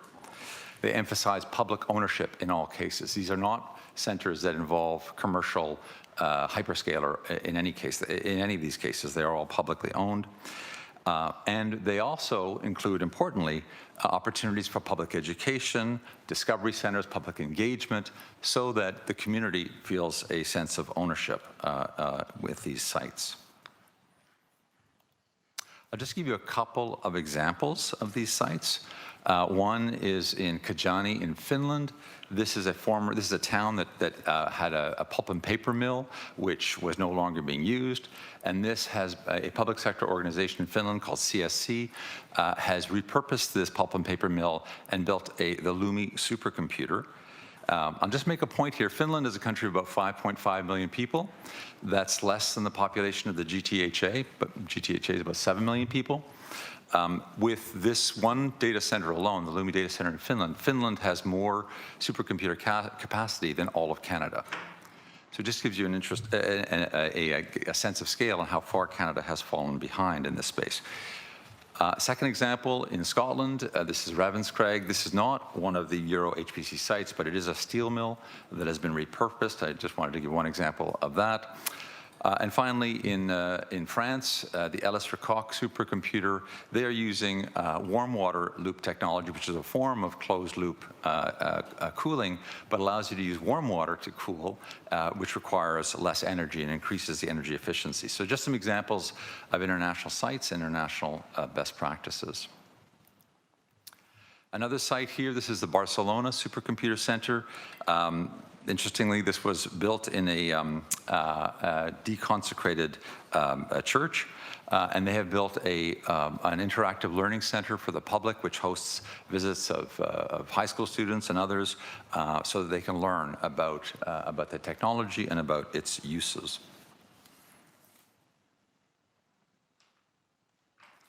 So again, this is just a summary of the international best practices and learnings, and this has been part of our advice to the federal government is if you are going to be building a data center for research, these are some of the things that you should be considering.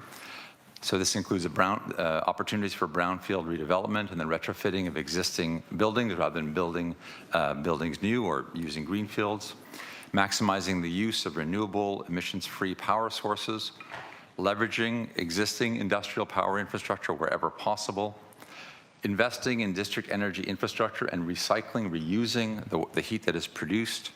If there are opportunities to use bay water cooling, that is definitely a best practice. Public education involving the community, discovery centers and so on. Making sure that the choices you are making in your technology are efficient and in fact are ultra efficient and can result in the best value based on the power that is required. Maximizing its capacity as an economic catalyst. And finally, and very importantly, is ensuring sovereignty through public sector owner-operator. So, in response to the federal government's plan to build an AI supercomputer for researchers, DRAC conducted a national site evaluation process in 2025. We evaluated 33 sites across the country. We engaged national experts and third-party technical engineers. We also commissioned an independent economic impact assessment and an analysis of job creation potential, and we engaged with governments and stakeholders. And in that process, Hamilton was the top ranked of all the sites that we evaluated, and we believe is uniquely positioned to meet the criteria that I just mentioned. And with that, I'll stop and take your questions. Thanks very much, Dr. Scholl. I have a speakers list started, so we'll begin with Councillor Tammy Wang. Please go ahead. Thank you for your presentation, Dr. Scholl. Question around economic catalyst. Could you unpack that a little bit more? Because much of the conversation has been around data centers don't generate jobs. So how do you reconcile that particular point? Yeah. So, well, I think there's a number of ways of looking at that. For one thing, it kind of depends on what you're talking about in terms of the data center. Excuse me. So the kinds of data centers that we're talking about, which are typically associated with research universities. In our case, it's the infrastructure that we support, the national sites, are available to researchers and universities across the country. So you're talking about the uses that they are, the research uses that result in innovation, that result in discovery, that result in scientific advances, and many of those may have commercial benefits down the road, and therefore that's one example of the economic benefit. In terms of the data center itself, of course, there's the economic impact of construction, and so on, which is obvious, but that is time limited. But even after they're built, there continues to be, I mean, I've never heard the term HVAC so much as we have so far this morning. I mean, these are basically big centers that require lots of electrification, lots of cooling technologies, lots of, the DLC systems and so on. That requires constant maintenance, requires constant upgrading and so on, and that requires skilled technicians. So you're talking about engineers, you're talking about the kinds of maintenance people that are required to maintain these facilities. Then the third example for many of the data centers, and certainly with the vision that DRAC has about how you do this right for Canada, is to ensure that local companies can also benefit by creating technology test beds, which can be areas where new technologies can be tested by those companies and can hopefully generate, again, additional economic activity as they are able to sell those technologies as part of their business model. Okay, so thank you for that. So in your presentation, you spoke about 9 computing sites? I'm sorry? Oh, yeah. 8. There are 8 current. 8 national compute sites. So I wonder if you can give us a flavor and a sense of the types of businesses that might be adjacent to any of these compute sites. Just give us a sense of what types of companies would want to be close to that digital infrastructure. So for the national research supercomputer that the federal government is intending to build, I think the kinds of companies that would be attracted to or have opportunities to work with that would be, again, any company that is dealing with electrification, any company that's dealing with ventilation, any company that is dealing with cooling. Companies that design computer chips, right, will be wanting to test new devices. Companies that are developing perhaps quantum compute technology will want to have areas where those technologies can be tested. And Canada is a leader in quantum compute technology, and there are a number of companies, including in Ontario. Software companies that are developing new software that needs to be tested in a real-world environment. All of those are companies, or companies that are producing memory chips, for example. I mean, these are all technologies that require testing, and you want to be able to test them in the real world. And one of the mandates of a public sector provider is to ensure that there are opportunities for those technologies to be tested.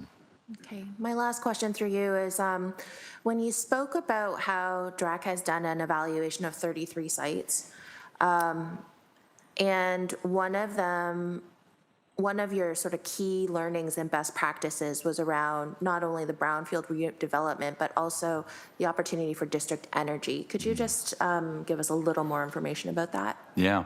So the example I mentioned in Finland, that's a pulp and paper mill that has been retrofit as a data center.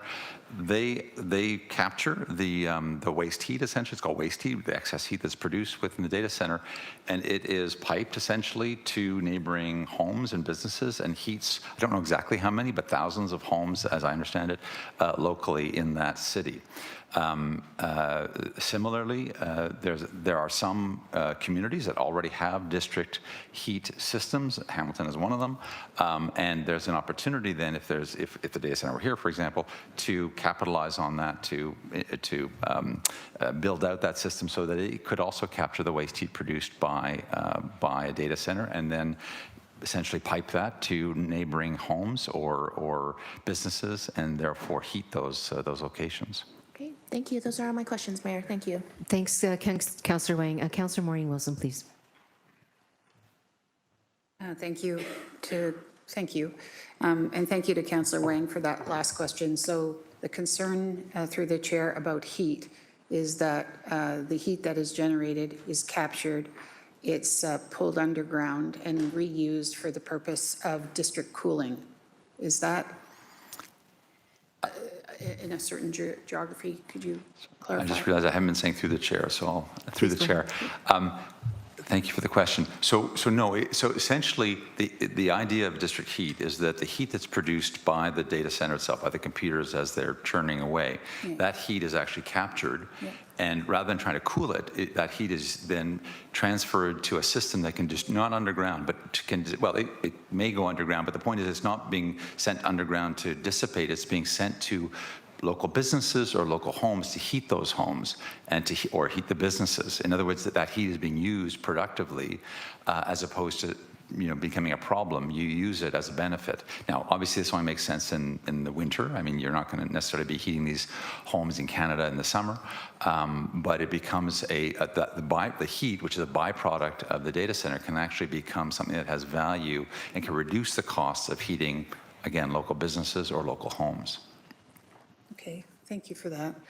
And I believe that my next question is outside the scope of LUR's local jurisdiction, but you did raise it in your presentation, and that is you referenced the EU as an advanced model, and you also referenced the renewable energy performance placement sector, something in which would you concede Canada is lagging on as well, through the chair? Through the chair, by lagging you mean that we are not producing as much? Well, so Ontario's grid is 95% emissions free, essentially, or renewable, hydro, nuclear. So, in fact, Ontario is doing quite well as compared with the EU. I don't know exactly how, is it 95% or 98% in the EU? I'm not entirely sure. But Ontario does extremely well. And one of the factors when we were looking at across Canada for the best sites, that was one of the key considerations is what is the energy source that would power the local data center? And we believe, as Digital Research Alliance of Canada, that it should be renewable, emissions free. We don't believe that a model of building a gas-fired turbine to fire a data center is the model that Canada should be choosing. Hence, one of the many reasons why the site selection ended as it did.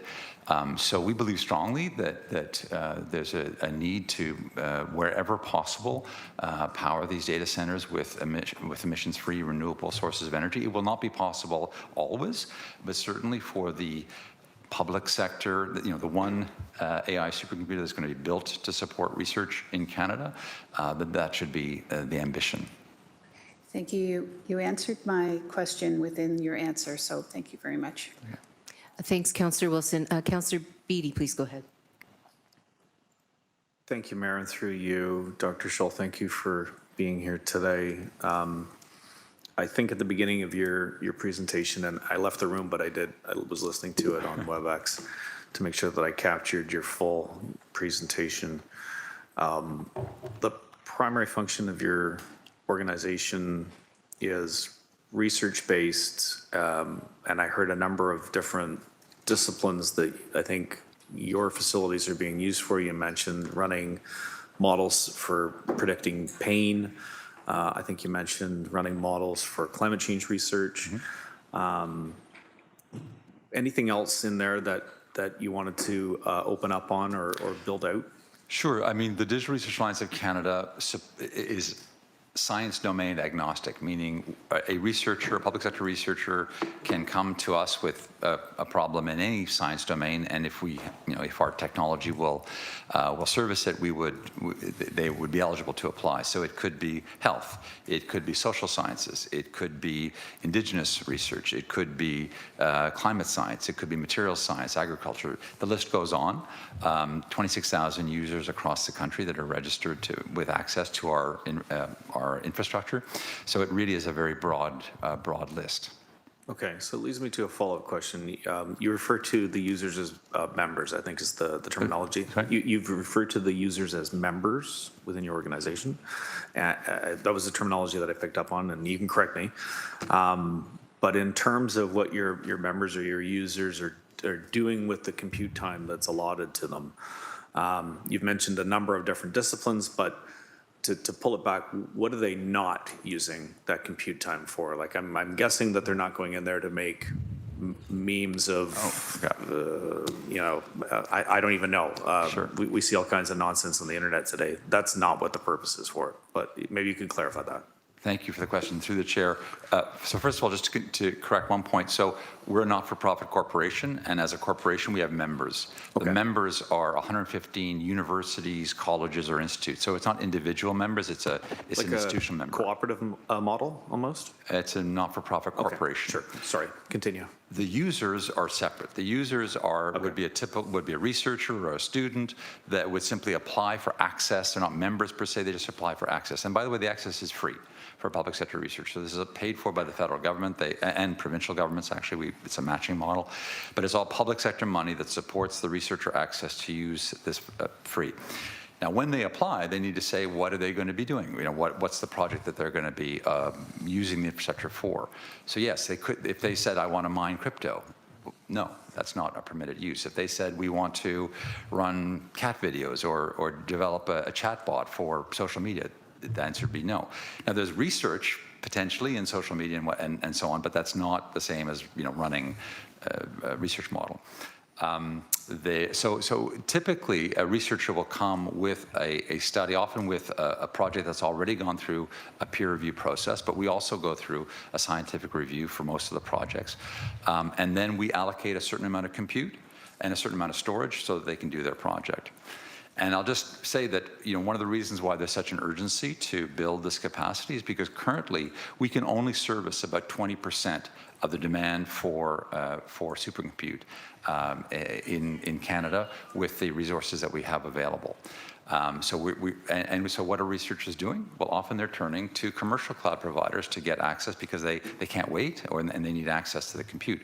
So there's much higher cost. It's very expensive to go and work on the commercial cloud.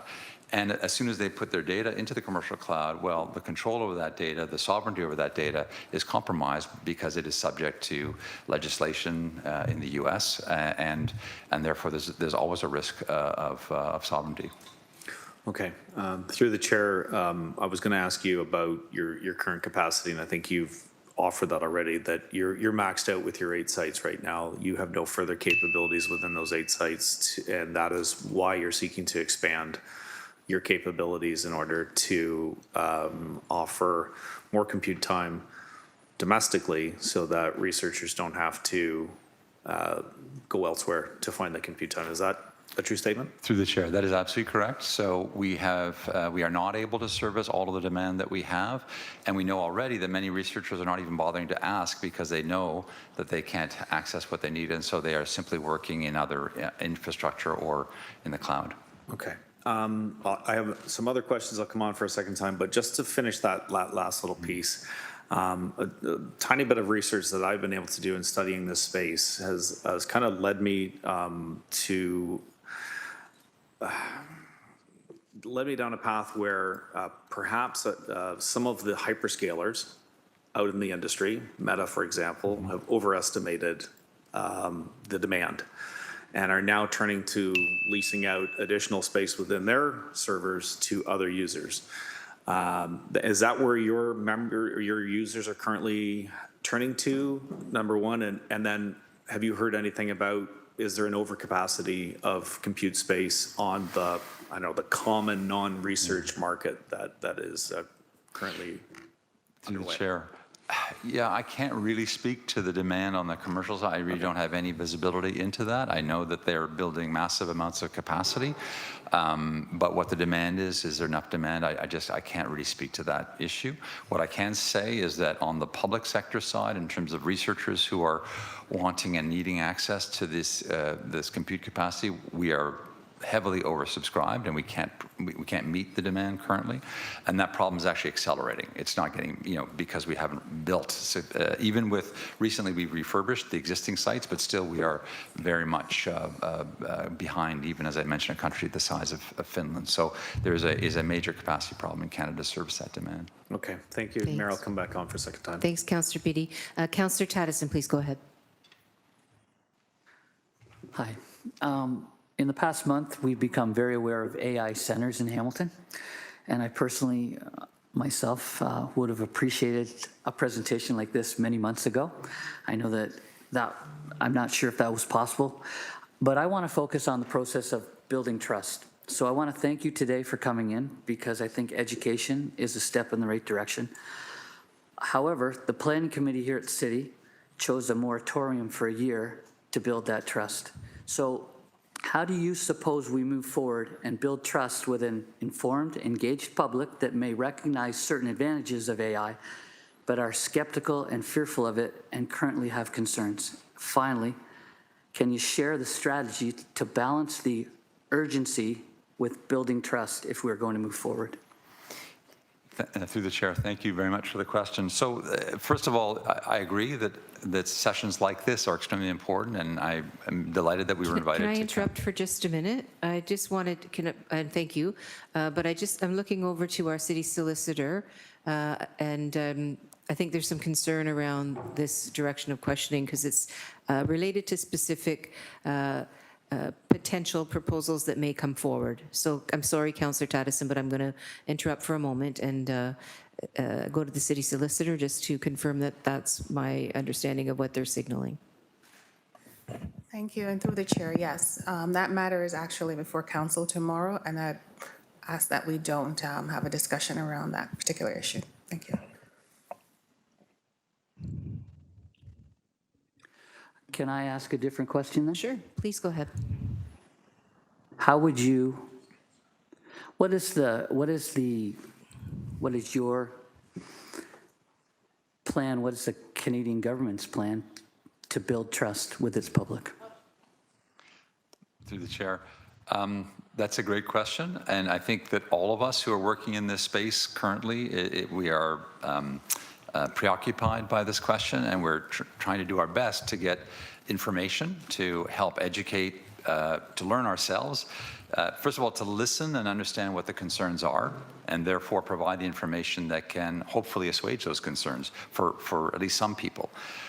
So part of our effort is actually to listen and to hear from communities. And also, when I say community, it is broad communities. It is the academic community, it's the research community, and it's also the communities, the people who live in the cities and towns that are impacted, that we want to listen to and hear from. That's the first thing. The second thing is to try to provide then, in turn, information that can answer the questions that are being raised. And some of those questions have arisen this morning. There's information that you're hearing from the preceding presenter and hopefully from us that can help to address the concerns, so that individuals can make informed decisions and that their opinions can be as well informed as possible. So I don't think I don't think it's a one step, like here's the answer, here's the PDF, here's the pamphlet, here's the one community engagement exercise. I think it's an ongoing process. I think it's also important that we explain clearly what what the technology is being used for and what it's not being used for, and the benefits that individuals can see, both from using it themselves potentially, but also from its impact on their hospitals, on their health services, on climate modeling, on limiting the impact of climate change, or on material science and the development of new technologies that can support Canadian businesses and innovators. So I think all of that is a necessary part of building trust, but it's not a 0-1 thing. I don't think any of us should just blanketly trust that all of this is good. I have 3 kids. I have 2 kids who work in the technology space, and they're worrying about their jobs. I get it. All of us read the newspaper. We see the stories from Utah, or you see stories about what's going on in Alberta, and you think, gee, I wouldn't want that in my backyard. So all of those things are absolutely true. And again, the trust is not a 0. It's not a 0-1. It's not a 0-1 sum. It's you trust more, you trust less, and it's a process of learning and understanding, and we are part of that process. We recognize we have a responsibility to engage, and we intend to continue to do so.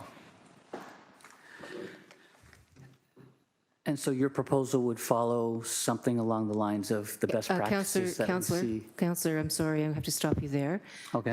Our legal advice was that we can't speak about any particular proposal that may be coming to the council. The best practices that are being imported or being used in Finland and so forth are the foundation of what, sorry, I'll stop. Sorry. I'm just trying to, I guess I'm just trying to ask that the best practices that are utilized throughout the world, are there concerns in those areas with their public, say in Finland and so forth?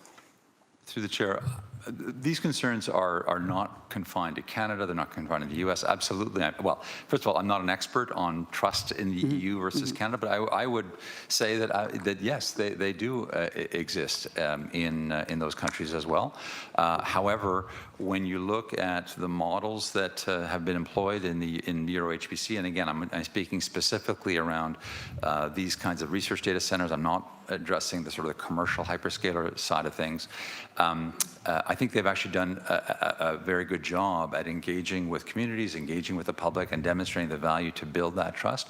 And they now have a track record that they can point to and say, well, here's the actual impact. Here's been the environmental impact or lack thereof. Here's been the economic impact and benefits of these initiatives. So there is a track record. And in terms of the best practices, we are an organization that advises the federal government, and we have advised that these best practices are the ones that should be implemented in any such AI supercomputer for research that they decide to implement. Okay, thank you very much. The continuing improvement is something that I appreciate. Thank you. Thanks, Councillor Taddison. Councillor Pauls, up to you now. Thank you. Thank you, Mayor. I'm just wondering, thank you, Dr. Shaw. Do you know what percentage of the facility computing capacity is reserved for public academic, research public institutions, academic industry partnership, and private commercial users? And I'm just wondering, the reason I'm asking is because I heard you saying things evolve. Can those percentage that you give me change later, whether it was mainly public research infrastructure, private sector infrastructure, or a mix that could shift over time? I heard you say something like over time, or things could change. Do you see any of that change? So, through the chair, thank you for the question, Councillor. So first of all, the infrastructure and the compute capacity, therefore, that's generated is funded by the federal government and provincial governments. It's a matching model, although this new fund that has been announced to the AI Sovereign Computer Infrastructure Program, that is entirely federally funded. Hence, they set the rules regarding access. What I can say is the existing sites that I mentioned, the 8 sites that DRAC has already supported, those are 100% allocated to public sector research. So that is the full capacity is allocated to public sector research. With the new AI sovereign compute infrastructure program, what the federal government has laid out as the criteria for whomever it chooses to build this site is that 60% will be entirely public sector, 20% will be academic industry hybrid. So this would be, let's say, a company that's working with an academic on developing a new technology or new product and so on. And a further 20% would be reserved for innovators, small startups, smaller SMEs, small and medium enterprise companies for innovation purposes. So that is a distribution that has been set out by the federal government. And as far as we know, that is what will be for the life of the program, which is a 7-year funding horizon. Thank you for that. So I think the concern is we might start small, but are we going to end up superpower, super center or whatever? I think those are the concerns, and I just wanted, that's why we need more time maybe to research it. But thank you for your answer. Thank you. And thank you for all the good work you do. Thank you. Thanks, Councillor Pauls. Councillor Clark, please. Thank you, Mayor. Just a couple of questions, and I know we have to be careful what questions we can ask, so feel free to cut me off if I'm venturing astray.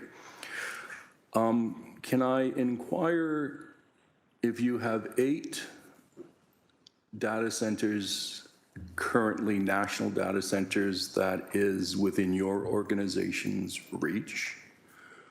How large is each one of those data centers? Have they been maxed out at a certain megawatt?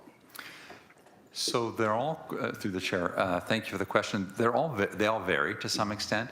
But there are 5 main, what we call high-performance computing centers, and then 3 smaller centers, which are for the 3 national AI institutes. And those are even smaller.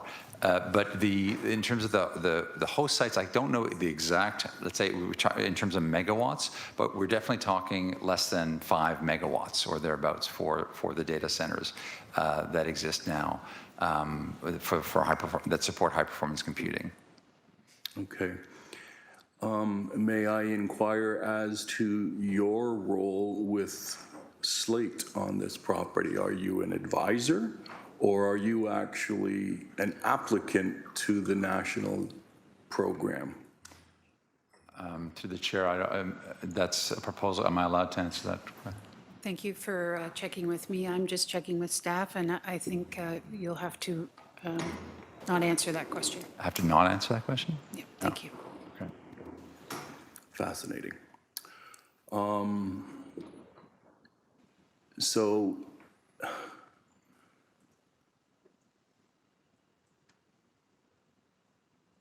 is Hamilton an appropriate location for an AI data center that would be classified as a hyperscale data center? Through the chair, I have no opinion or knowledge on that.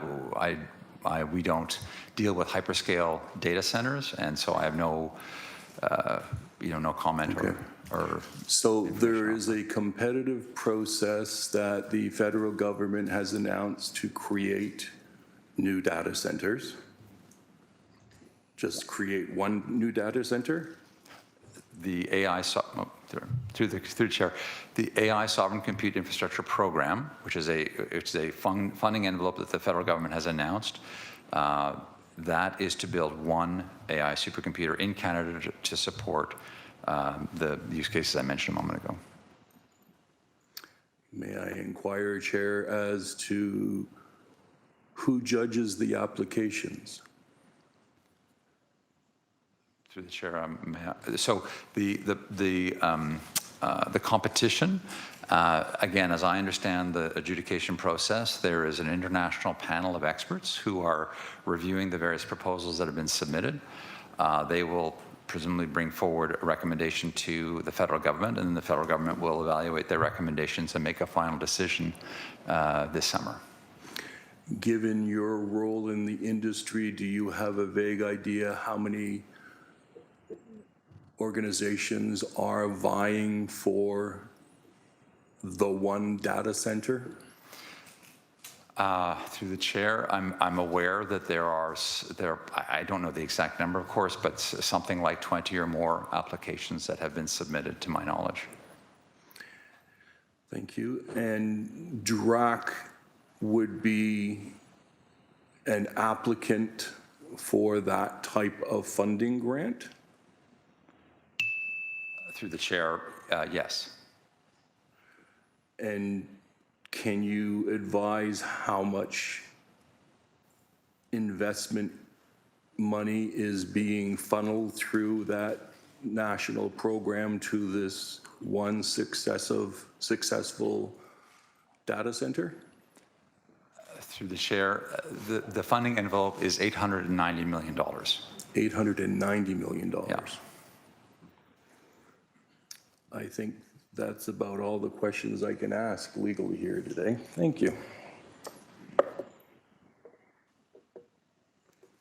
Kassar, please. Yeah, thank you very much. Through you, Chair. Thank you very much for the presentation. Lots of good questions asked. Just have one around data sovereignty.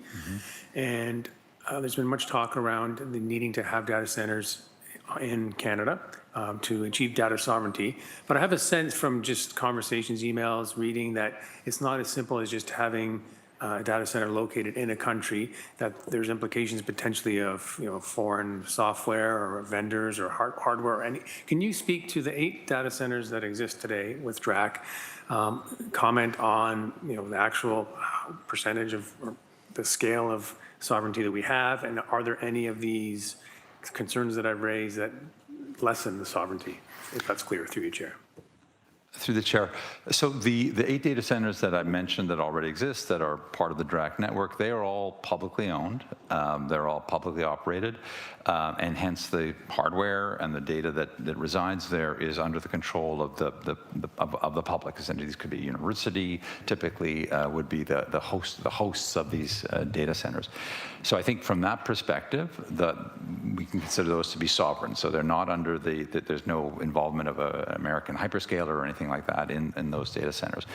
The new AI supercomputer that's to be built under the program that we just mentioned, that will be integrated into that national network. And so the advice that we have provided to the federal government is that should also be under public ownership and public control, just as the existing data centers are.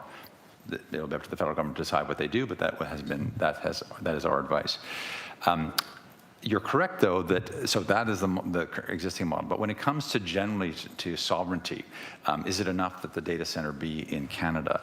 The answer is nuanced. So, for example, if Microsoft builds a data center in Canada, that data center is entirely within our country, the hardware sits within our country, and so on. However, the data that they house, the data they control, is the company, Microsoft itself, is potentially subject to U.S. legislation, including legislation that can require Microsoft to divulge data to the American government. It's called the Cloud Act.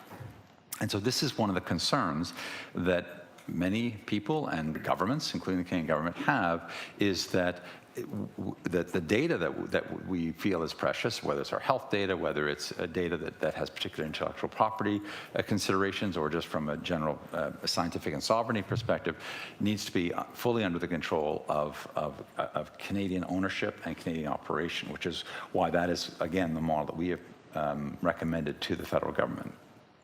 Okay, thank you for that. It's helpful. So just to clarify then, with the model that DRAC is using for the 8 and then for a future project, you're saying that it's 100%, you're 100% confident that it is full sovereignty for Canada and there's no loopholes or any other concerns that the public should have? Through the chair, the model that we're putting forward for how an AI, again, the AI Sovereign Computing Infrastructure Program, how that center should be built and operated, is one that is fully publicly owned and fully publicly operated to ensure that these sovereignty concerns are addressed. Great, thank you. Thanks, Councillor Kassar. Councillor Beattie, please. Thank you, Mayor, and through you, Dr. Scholl. Following up on the conversation around your existing 8 sites, and I think I heard it said that you have 5 which classified main sites, 3 smaller sites, and I think you gave kind of a generalized statement. You didn't have specificity in terms of the scale, but I believe that you told members here that it's less than 5 megawatts. Like each site individually would be less than 5 megawatts. Clustered together, if you were to package all 8 together, would you have an estimate on what the total wattage would be? Through the chair, first of all, just to be clear, you can't really cluster them together, even if you wanted to. If you said, well, let's just stitch them I together. just mean for comparative purposes.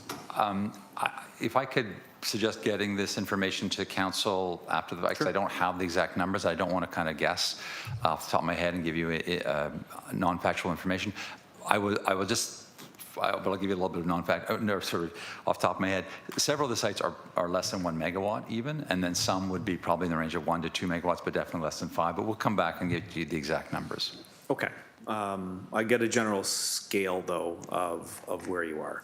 If I could just, if I may, you know, they would be similar, in fact, in some cases smaller than, let's say, a large hospital data center.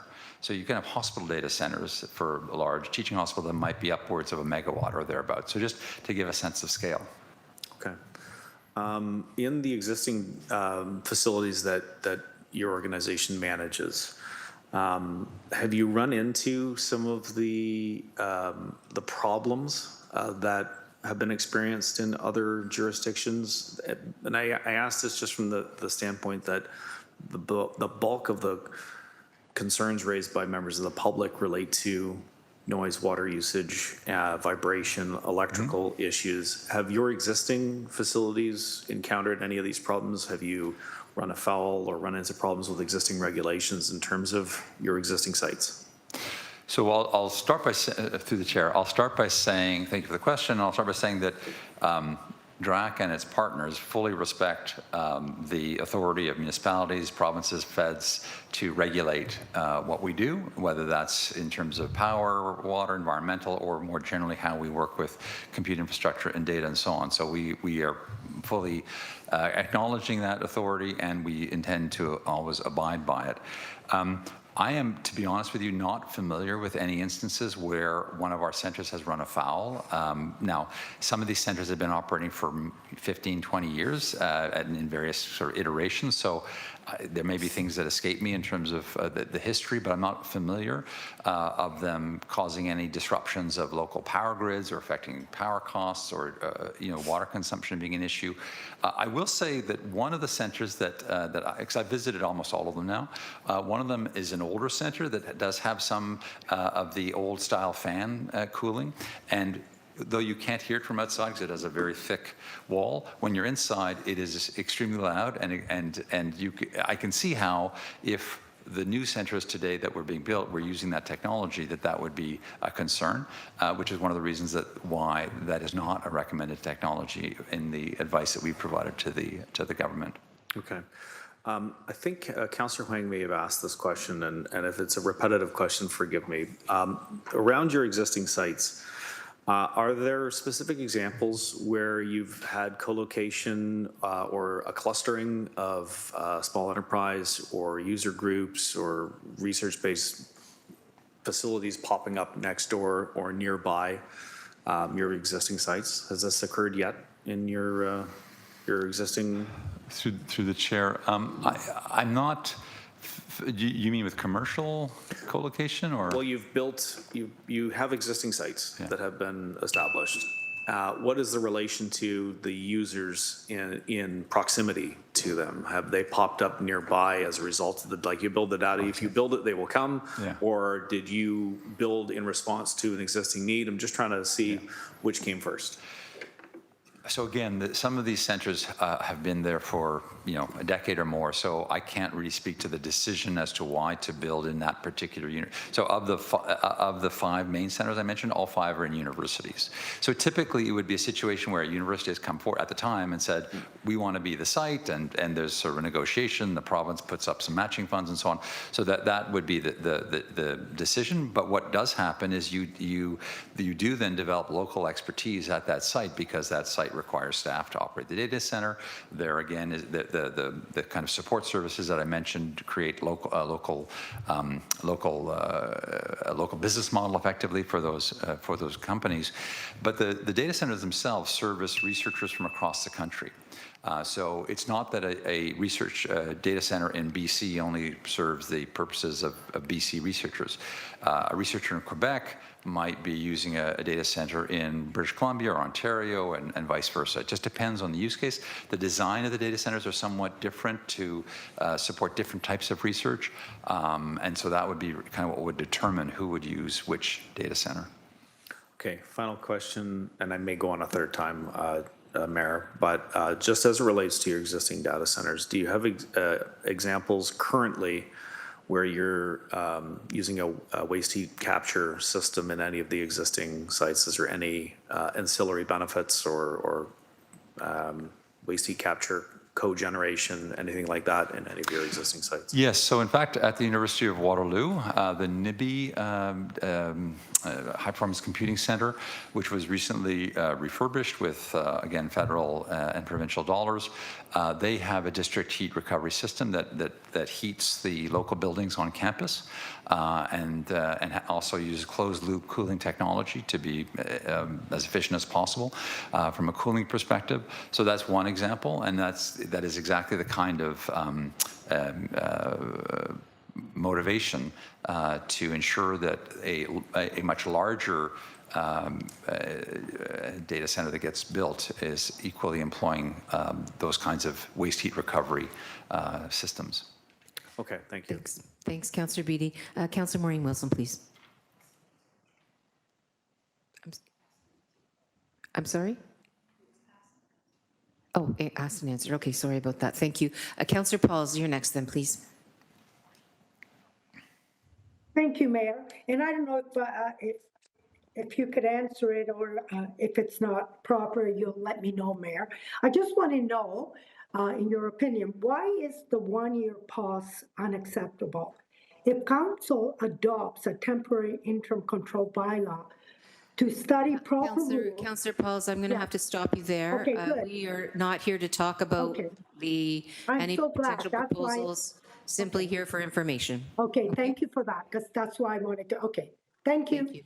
Thanks, Councillor Pauls. Back to you, Councillor Beattie. Thank you, Mayor. Sorry that I'm taking up so much airspace here. The EU models that you referenced, which maybe you can elaborate a little bit further, is the organization that you represent kind of modeling itself after the EU model, or what are the similarities and differences that you might be able to offer? Right. So the EU model is that it's called Euro HPC. So it's basically a European Union network, if you will, of centers. So, and as I mentioned, there are 19 of them. So when we looked at the best practices, both in Europe but also elsewhere, we've identified, I listed those best practices out, and so those are modeled on what we've learned from the EU in terms of the data center itself.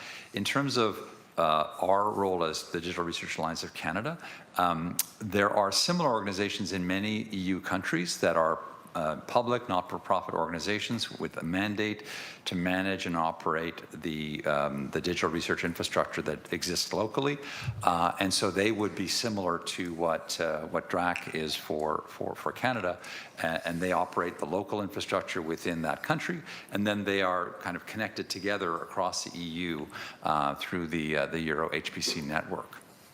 Okay, and then your interactions, your research following that European model, specifically with the 19 member sites that you have been talking about. I mean, to be fair, and I'm trying to look at both sides of the equation here. Problems occurring within those 19 sites, or problems occurring within that cluster, that system, that can relate to some of the issues that members of the public have brought up in relation to electrical issues, water issues, noise and vibration issues, just general quality of life issues. So Are there any? Oh, excuse me. Sorry. Through the chair. Thank you for the question. I'll just start by mentioning that I think I mentioned this before, but if you look at all 19, they are all less than 30 megawatts, and some are significantly less than that, okay? The Lumi Center that I mentioned in Finland, I think is around 7 to 8 megawatts, something in that range. So these are not hyperscale facilities. And again, to my knowledge, I'm not aware of them being, of any of the individual centers being associated with problems that have affected the power grid or problems that have created, heat islands or issues of water consumption and so on. So to my knowledge, I'm not aware of any. Kind of leads me to a new question then. We continually hear about scale. The bigger the scale, potentially the larger the problems. But in general, the theme that I'm getting in terms of the research-based applications is that they have a tendency to be in the spectrum anywhere from the 0.1 megawatt up to, you've mentioned 30 megawatt for the European application. Is that in your opinion, is that a relatively true statement that for research purposes, you're seeing a trend to stick within that bandwidth of the 0.1 to, I'll use the example 30 or thereabouts? Is that a true statement? Yes, that's correct. And through the chair, yes, that's correct. And in part, it relates to a point that the first presenter made around the purpose and the design of these systems. They're designed to work as a unitary system, or at least be able to work as a unitary system, that you could potentially, for one project, run the entire system on a given project.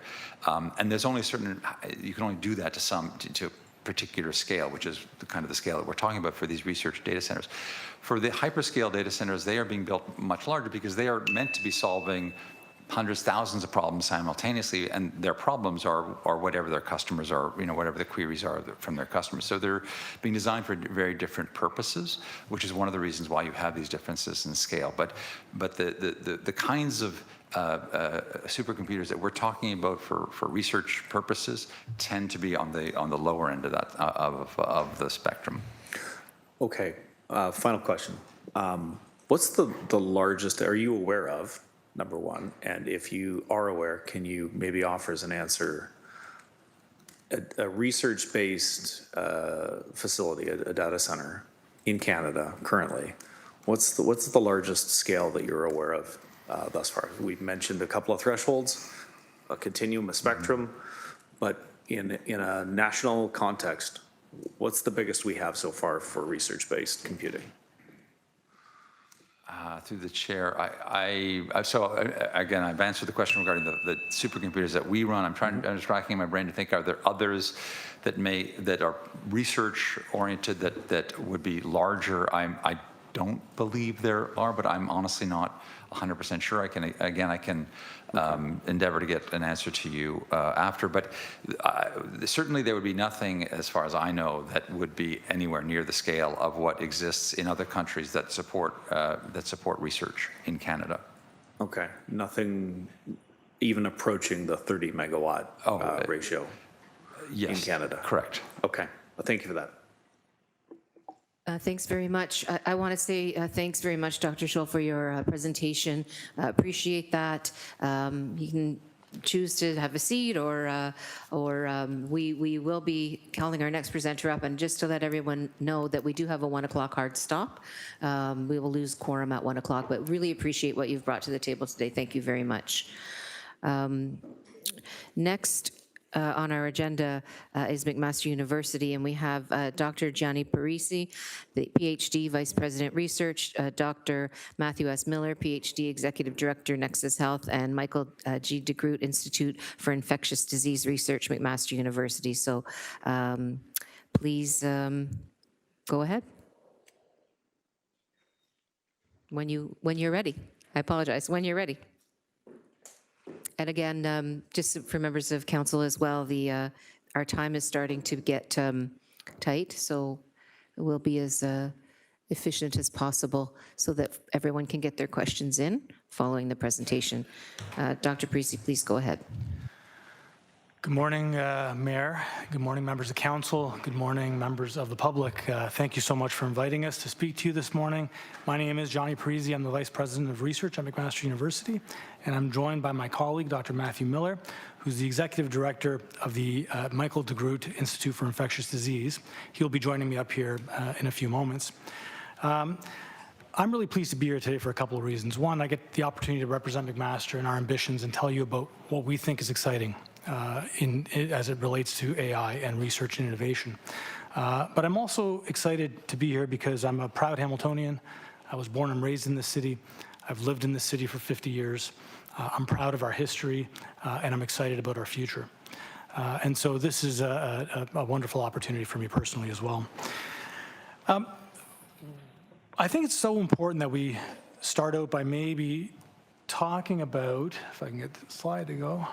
Okay, talking about how we define AI. And we've heard some questions this morning from members of council, and we've heard some conversations with our speakers about what AI actually is. And I think this is so material to the conversation and as it relates to the city.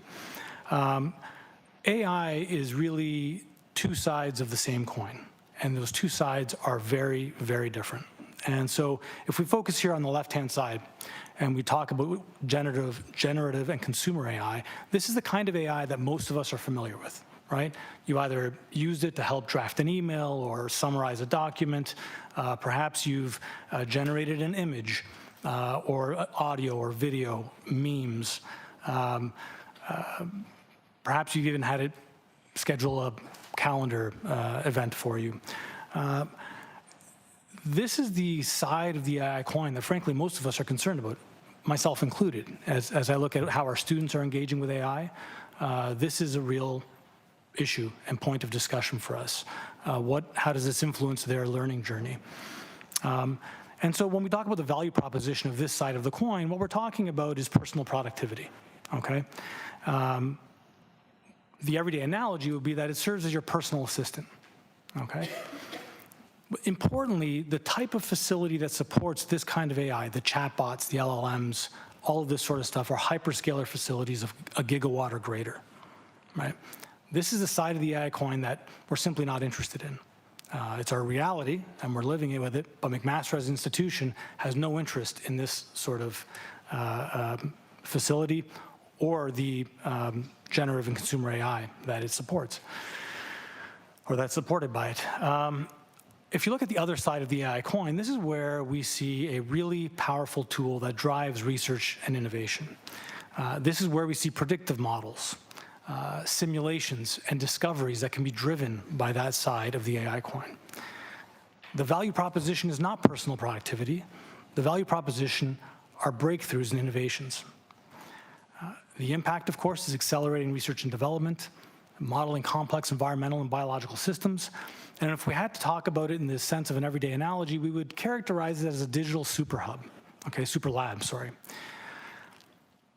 Most importantly, when we look at the facilities that support this side of the AI coin, these facilities are relatively small, 10 to 50 megawatt, and as you heard already, 50 megawatts large on this side of the scale.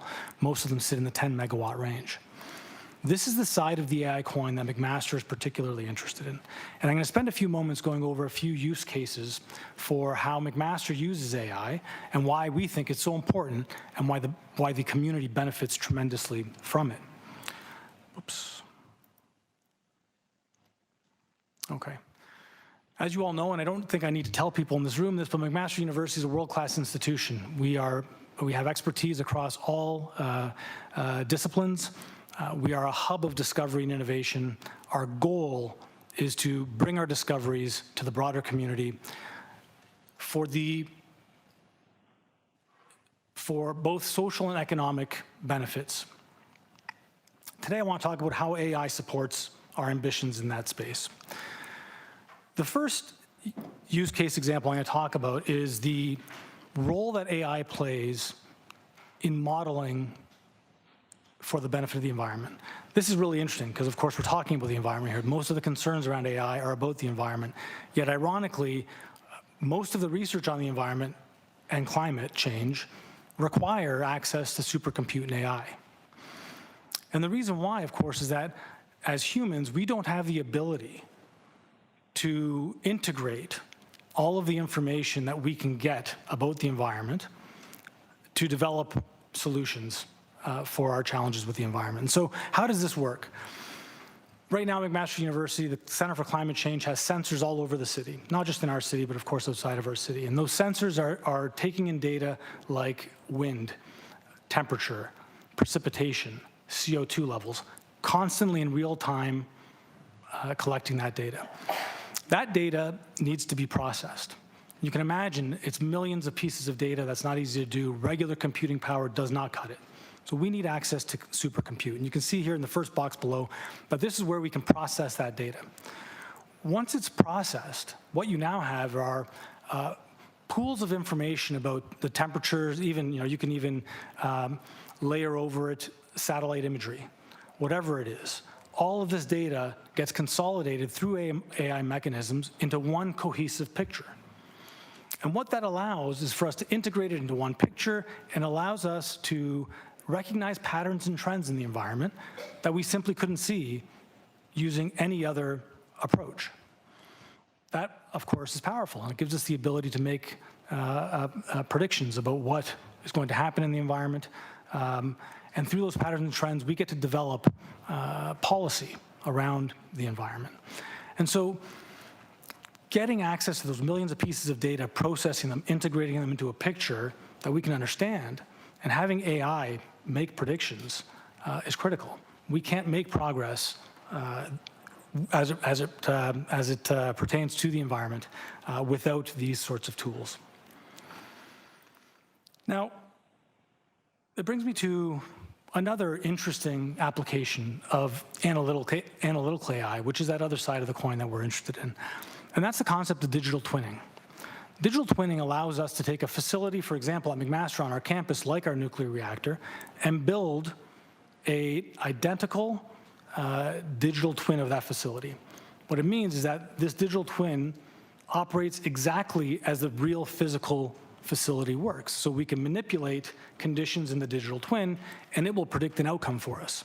What that means is before we do anything in the actual physical facility, we know what the outcome will be by making those changes. This is really important because, as you know, McMaster is Canada's nuclear university. We are the training bed for nuclear engineers. This sort of technology allows us to train our students in a way that nobody else can. They can come in and they can actually manipulate conditions in the reactor without ever touching the reactor. And of course, you'll all appreciate why that's so important. There's also another important piece here when it comes to the nuclear industry and AI, and that is that the nuclear industry in Canada will not use American data centers. This speaks again to the issue of sovereign AI in Canada. If the nuclear industry is going to move forward, and they are, considering how to use AI for operational purposes, they need to have access to supercompute that is indeed sovereign. Now, this is one example of McMaster's opportunity in digital twinning, but what about the city? How can the city benefit from digital twinning that an AI facility like the ones we've spoken about today can provide? Well, it's quite interesting because what we're seeing is an interest in digital twinning of cities. Hamilton can build a digital twin of itself. And it's actually, in principle, quite simple. You take a 3D geospatial map of the city, including all of its buildings, all of its infrastructure. You overlay sensors throughout the city that will give you information about traffic flow or air quality or weather patterns. It could be anything. And the interesting thing then is that you can now manipulate various factors to see how our city infrastructure will hold up against certain tests. As an example, an extreme weather event, we can see through digital twinning of our city how Hamilton's infrastructure will hold up against any extreme weather event. It could also inform about what kind of infrastructure we may want to use when we build new, because we can simulate these sorts of events. It puts the city in a position of being predictive and not reactive, and I think that's important. One of the things it can do is it can monitor the pressure in water pipes and water mains in the city. We can actually make repairs to water mains before they burst, because we'll get that data, we'll know it's coming. So the conveniences that are gained from this sort of technology, the cost savings to the city with this sort of technology are all enabled by AI systems, again, on that other side of the AI coin that we're quite interested in. I am going to invite my colleague, Dr. Matt Miller, to come down and talk about all the work we do related to health and drug discovery using AI, because I think you'll find it quite compelling.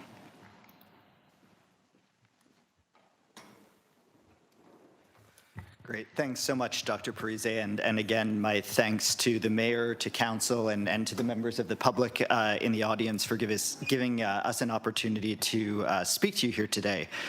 As Dr. Parise mentioned, my name is Matthew Miller. I currently serve as director of the DeGroote Institute for Infectious Disease Research at McMaster and executive director of Nexus Health, which is McMaster's health innovation accelerator, whose purpose is to move scientific discoveries in the health realm more rapidly to patients who need them most. I'm not an expert in AI data centers. I'm simply here to share with you some of the important ways that we're using AI in biomedical research to accelerate discovery and improve health outcomes, and to emphasize the importance of the research infrastructure that supports that important work. Researchers at McMaster are using AI to design new antibiotics, to discover new medicines for previously incurable conditions like neurodegenerative diseases and metastatic cancers, to develop the next generation of diagnostics that detect diseases faster and more accurately, and that enhance the manufacturing of new therapeutics to ensure that new therapies reach patients faster and ideally more cheaply as well. We now live in an era, as my colleagues who have presented before have mentioned, where our research produces almost unimaginably vast quantities of data. These data sets are frequently so large that it's impossible to manually curate them. With human oversight, AI enables us to rapidly analyze these vast data sets in fields like genomics and genetics, medical imaging, clinical research, derive meaningful conclusions from that data that enable scientists to identify patterns that are associated with disease, to predict the response to new treatments, and to accelerate drug discovery, for example. Scientists use the predictions made by AI then to test and validate new hypotheses using conventional scientific approaches. For example, AI can be used to screen millions of potential chemical compounds to identify those more likely to become effective medicines on the scale of hours rather than on the scales of dozens of years. Rather than replacing laboratory research then, AI helps researchers focus their attention on the candidates that are likely to be most promising, reducing both time and cost. For those around the table and in the audience who have visited McMaster, some of you will have come for tours of our robotic drug discovery lab and have seen the robotic arms moving these plates around test systems that allow us to autonomously test new drugs and exponentially increases the rate at which we can discover these new treatments. Of course, maintaining the computational infrastructure to support this work is a constant challenge given how rapidly it evolves. We also know, of course, that it's extraordinarily important in the health space, given concerns over data privacy, that we have sovereign control over maintaining the security of patient data. And this is particularly important, of course, for patients that come from vulnerable groups for whom that data might be particularly precious.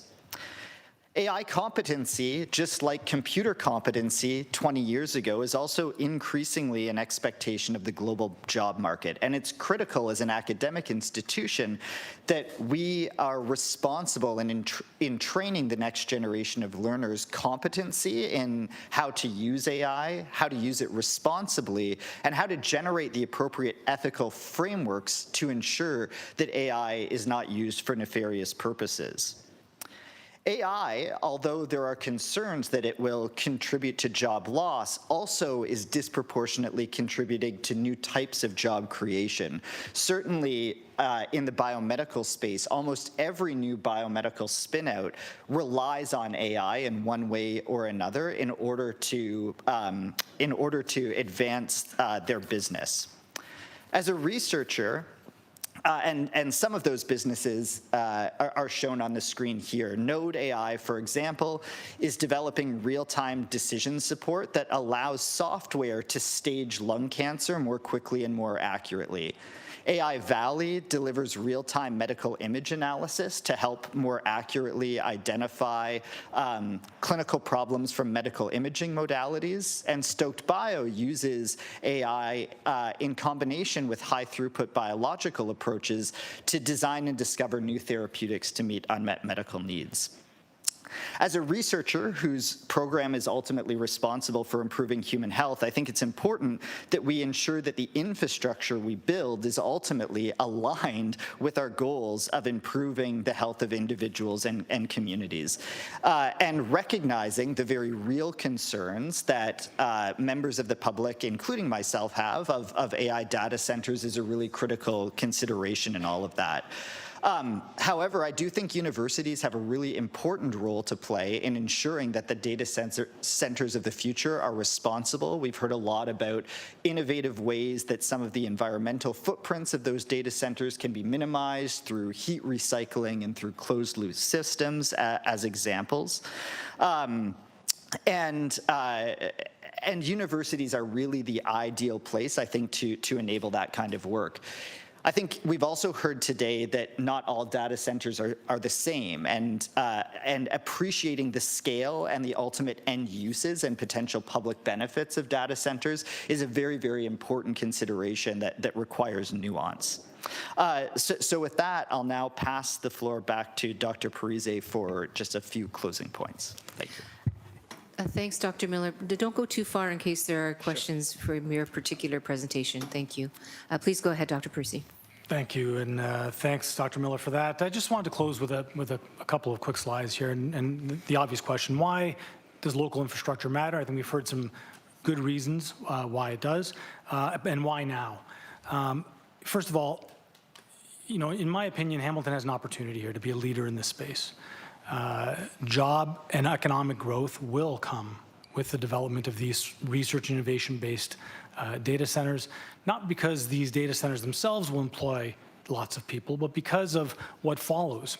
A great example, of course, is the McMaster Innovation Park, and we see lots of interest in new companies coming to this park, being able to service the park with AI data centers will serve as a draw for these companies. AI sovereignty, I don't think I have to say anything more about that today. There's been a lot of discussion about it. I think everyone does see the value there. Dr. Miller just talked about faster patient access to new therapies and drugs. This is a reality of AI. Again, focusing on that one side of the AI coin that we're particularly interested in. And finally, talent attraction. This is what makes our institution so great, is that we can attract world talent. Being able to serve our researchers with this kind of infrastructure will allow us to continue to recruit the best researchers and the best students. So, and I'll just finish by saying that, you know, this is, in my opinion, these kinds of data centers, these focused research innovation type data centers are an investment in Hamilton. I'm not going to go through this. I think we've talked about it a fair bit. Perhaps I'll just stop, say thank you for your time, and I know it's been a long morning, and thank you for allowing us the opportunity to speak to you. We're happy to take any questions. Thanks, Dr. Parisi, and thanks, Dr. Miller. We have a speakers list starting. Appreciate your presentation, and we'll go to Councillor Wang, please. Thank you, Dr. Parisi, Dr. Miller, for your presentation today. McMaster has been known as a research-intensive university for a number of years. You are also one of the highest sort of net benefiter of research dollars and feasibly that means you have significant research infrastructure. So why are you seeking this level of investment or infrastructure? And how does this help with your future sort of goals in developing much more research and innovation in Hamilton and in Canada in particular? So can I just stop you there for a minute? And I'm just looking over to legal. Are we walking a line here? We're walking a line here. So again, we have to be consistent in terms of not speaking to any particular potential proposal that might come forward. Okay. I think I want to get to the crux of infrastructure at McMaster. And so I'm trying to figure out what's the best way to ask the question around how they have determined that there is an infrastructure gap. So I hope that that's fair. Fair? Yeah. So if you can understand that sort of line of questioning is you've obviously identified a gap. So what is this gap? Thank you, Councillor. First of all, thanks for recognizing how good we are. I happen to share that opinion as well. So, you know, it's a great question. It's a great question because fundamentally, research as we know it is changing, and I think that's been highlighted by some of my examples and certainly Dr. Miller's examples. There's greater and greater reliance on supercompute power. We have had limited capacity at the university till now, and we're at an inflection point where I think many research programs are now becoming more reliant on this sort of infrastructure or this sort of supercompute that we don't currently have. So we have pockets of it. We will quickly exceed our capacity. And so we're really looking to stay current with the future of research. Okay, thank you for that. Then that kind of brings me to the next sort of line of questioning, which is kind of what Dr. Miller has kind of talked about, which is all of the accelerator business that you guys have and all of the accelerator for startups and all of that stuff. Why would those types of startups want to be closer to a potential infrastructure like a data center? What does that cluster look like? How do you attract them? What is the value proposition for them to be close and adjacent to this level of infrastructure? Sure. I'll give this one a go, Matt. Okay. The Innovation Park is actually quite quickly becoming a vibrant space for startups and SMEs, and we're seeing more and more of that type of activity. In fact, when we look at our McMaster Seed Fund that we've run over the last few years, many of those companies that have come forward are integrating AI into their business model, not from an operations perspective, but from the perspective of their core business. So their core business is AI integrated. And so being in close proximity to a center that can service their business in that way is an advantage. We heard our colleagues beforehand talk about the advantage of being in proximity to a center like this. And I think a center like this would quickly become a draw for the Innovation Park and will help many companies. I'll give you one example, and this is a bigger scale example, but when you look at AstraZeneca, that's now a tenant in the Innovation Park, right? AstraZeneca recently has decided to build their own data center, this is over in Europe, to service their research and development needs. Having an AI data center in our own park will serve those needs locally as well. And so there is a desire for companies to be close to these facilities. Okay, my last question through you, Mayor, is a question around job creation.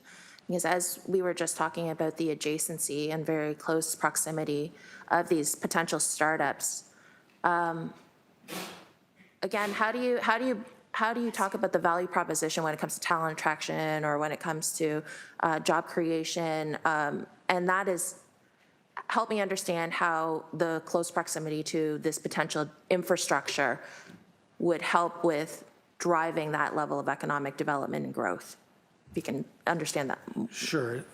So job creation is obviously a hot topic of discussion when it comes to AI because of the flip side of that argument, which is that we're going to lose jobs with the rise of AI. But what we're actually finding is that many of these new companies that are emerging are AI based. So they're going to hire people for their core business, which is AI integrated. The issue of job creation in the city is less about new jobs associated with the data center. It's more about the signal that it sends when the city says we're building a data center and what neighboring, well, I shouldn't say neighboring, but what companies that are currently in other cities might say, well, Hamilton's the place to go. They're quite progressive in this space. They're moving along. We want to be in an innovation park that has this service available to us. So to me, it's about bringing jobs to the city. It's not necessarily about AI data centers creating jobs themselves. And so I think that's a critical piece. I think I'll stop there. Thank you. Those are all my questions. Thank you.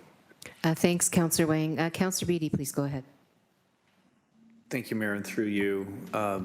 Thank you, gentlemen, for the presentation today. The digital twin, you mentioned 2 digital twinning models that you are seeking to find the capabilities to create. As I understand it, you don't currently have the capabilities to create those digital twins. Is that kind of a true statement? Yeah, that's a fair statement. Sorry, through the chair, I apologize. No, that's okay. Yeah. That's all right. Yep, no, that's fine. So without referencing any proposal, because we're not doing that, if you were to decide tomorrow that you're going to implement the digital twinning model for one or the other or both at the same time, how would you go about operationalizing that given your current constraints? And I ask this from the perspective of we've learned a lot about kind of buying compute time elsewhere. How would you solve that problem if you didn't have, well, you don't have the compute capabilities? How would you solve that problem tomorrow if you just decided to go and implement, and what would the ramifications of that be for your institution? Through the chair, thank you, Councillor, for the question. The only option we would have would be to look at other centers in other cities or perhaps even other countries, which we're trying to avoid, to gain that sort of supercompute power. We couldn't do that today. And so there's obvious sovereign AI implications to that. But from a business perspective, what I would say is we would be sending money to other municipalities to try and support this if other municipalities could support the digital twinning approaches. So really, from my perspective, it would be lost local business. Is there a business model that would allow for you to purchase compute space elsewhere? Well, I mean, a business model, there's compute available in other locations that we'd have to buy. So I couldn't say for sure. I haven't looked into the business model, but okay. Yeah. Fair enough.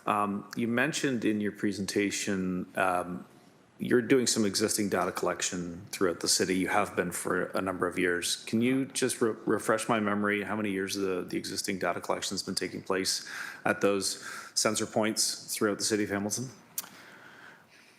Through the chair, I couldn't tell you the exact number of years. I could tell you that it has been at least 15 years that data has been collected.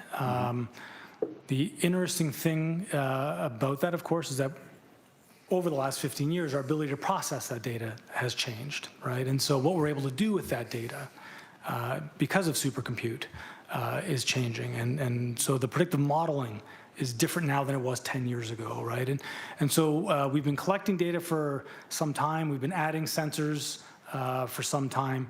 But we are at a point now where processing, integrating that data requires a level of compute that we don't necessarily currently have. Okay, but coming back to, I mean, you've been collecting data in the community, you've been using it for research purposes. I'm assuming that you're using an existing data facility for what you've been doing over the last period of years that currently exists somewhere on a campus, in a building, in a closet. I don't know where it is, but you have those capabilities and you have been doing this for some time. I think that's a fair statement to make.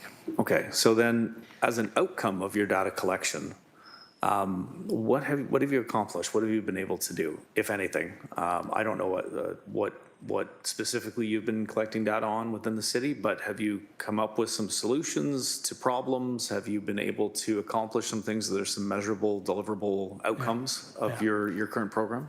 Yeah, through the chair. So let me start out by saying, I'm not one of our environmental researchers. I know many of them. I've worked with them for many years. I'm not doing them any service in my answer at the moment. They could probably give you a lot of things they've done. But I'll give you one example, and that is that we did a lot of work around modeling related to floods. Right, so collected a lot of data on where flooding happens, how it happens, and through that data, they've been able to come up with mitigation strategies in specific areas. And so that's a really high-level example of what that data collection allows us to do. But collecting millions and millions of data points allows you to get into the nuanced aspects of what that data is telling you. And so that's really where the power of the supercompute comes, right? Is that, again, we just can't do it manually. And so I would look at, it's called FloodNet. That would be one of our most successful projects, I would say, in using data. And I guess in summary, the illustration I'm trying to create here is that you've been doing data collection, data processing in-house using local data capture points that have led to a very localized, deliverable, beneficial outcome for our community thus far. That's correct. Okay. Thanks, further Councillor questions. Beatty. Thank you. Councillor Clark, please go ahead. Thank you, Mayor. Just a couple of questions. So I'm trying to understand, you have dozens and dozens of researchers working at McMaster on all different venues, all different considerations.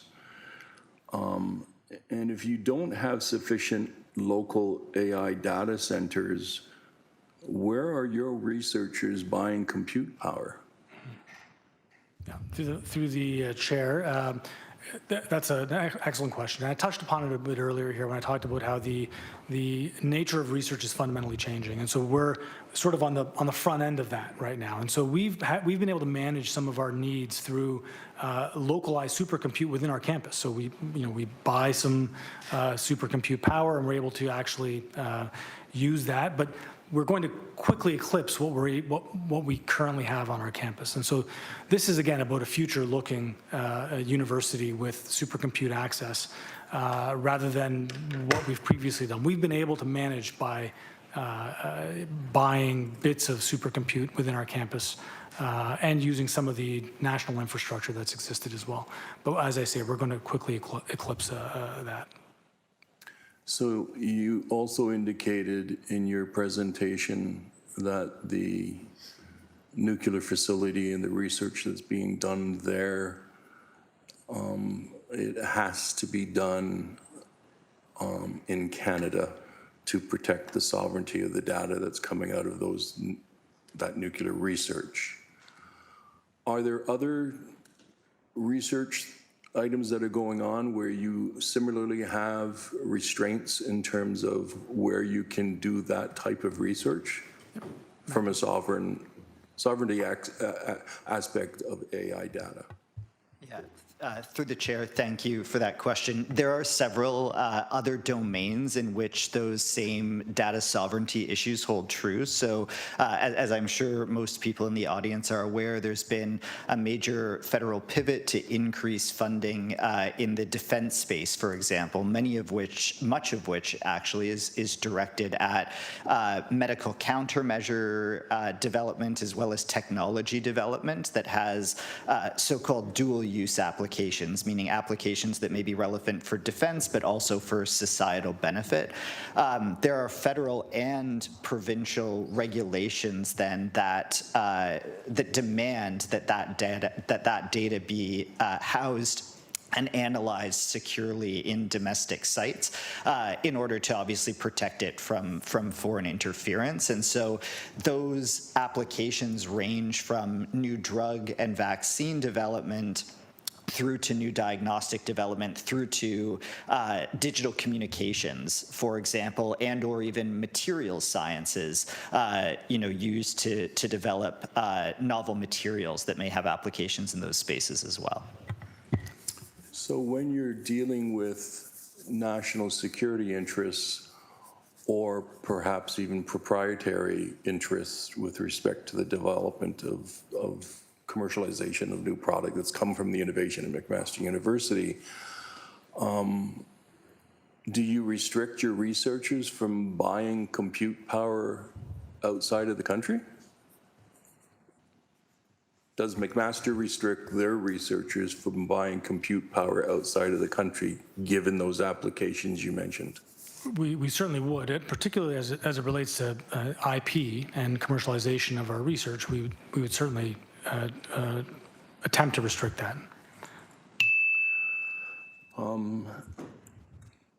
I am curious, is there a cost-benefit analysis that's been completed with the development of a local data center versus buying compute time elsewhere in the country? Through the chair, that's a great question. And what I would say is this: that the opportunity for us to partner with our current partner gives McMaster access to dedicated compute at a significantly reduced or potentially no cost. So for McMaster, there's a significant upside in terms of cost benefit. I think that. So just to warn, right, we have to be careful about particular purposes. Yeah, I understand that, Mayor, and it's that fine, I'm walking on a tightrope. Yep. Keep feeling like I'm falling off and it's kind of sliding up. So I'm trying to understand, and I don't know if I can ask this, but is McMaster applying for that national funding program that we heard about with DRAC, where they're applying for $890 million worth of AI data investment? Or does McMaster develop their own investment strategy for your own potential AI data center? Go ahead. Okay, through the chair, the answer is simple. We're in support of DRAC's proposal to the AI skip competition. We are not applying for those funds for our own project. So you develop your own financing for your own project. Thank you. Yeah, I think that's everything now. Thank you. Thanks, Councillor Clark. I don't see anybody else on the list, but I did have a question, if you don't mind, colleagues, very briefly. So the issue of the AstraZeneca piece was raised in terms of the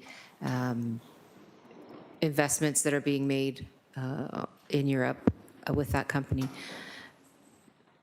It is the case, though, that the reason AstraZeneca is here is because Fusion Pharmaceuticals was bought by AstraZeneca. Fusion Pharmaceuticals was part of the McMaster University, I can't remember the name of the, I'm sorry, I can't remember the name. Dr. John Valiant, is that who you're talking about? Dr. Yes. John Valiant, yeah. Yeah. And so I want to just ask a question about that, because my understanding is, from the work that I've done with some of our staff and some of folks at MIP, et cetera, without disclosing things that are kind of have been confidential, which I'm not necessarily privy to, but Hamilton has become, I shouldn't say buzz, but there is a buzz around Hamilton's placement nationally and internationally as a radiopharmaceutical hub.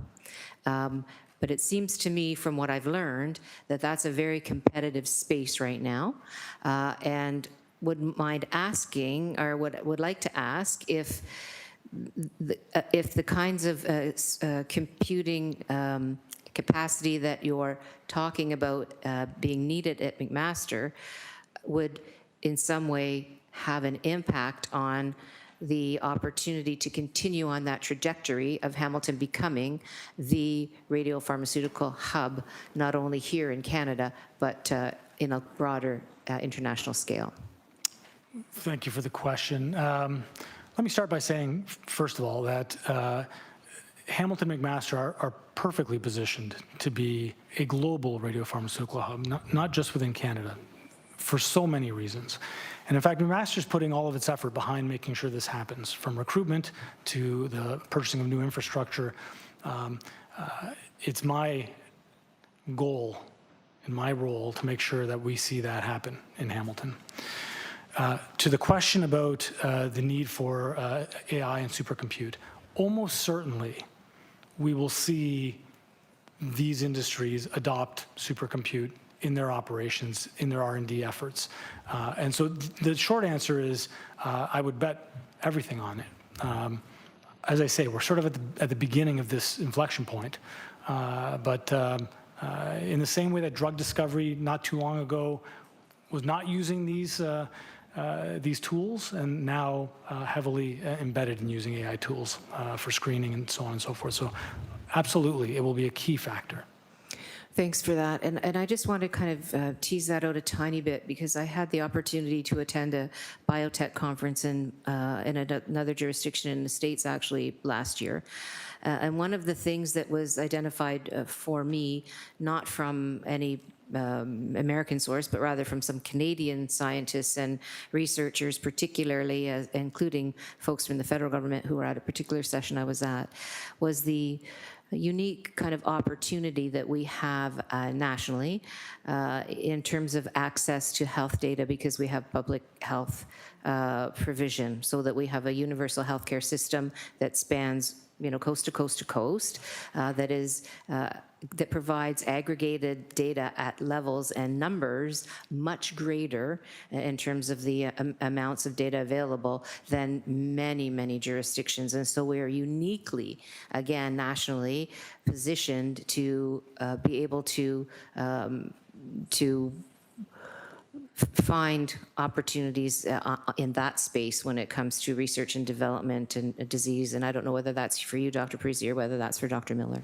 So I'll pass it to Dr. Miller. Dr. Shull is probably the best person to answer that question, but I'll pass it over to Dr. Miller. Yeah, no, that's certainly true. I mean, in Canada, because we have national and provincial public health systems, we do have access to large centralized data repositories, including ISIS, which was alluded to in an earlier presentation.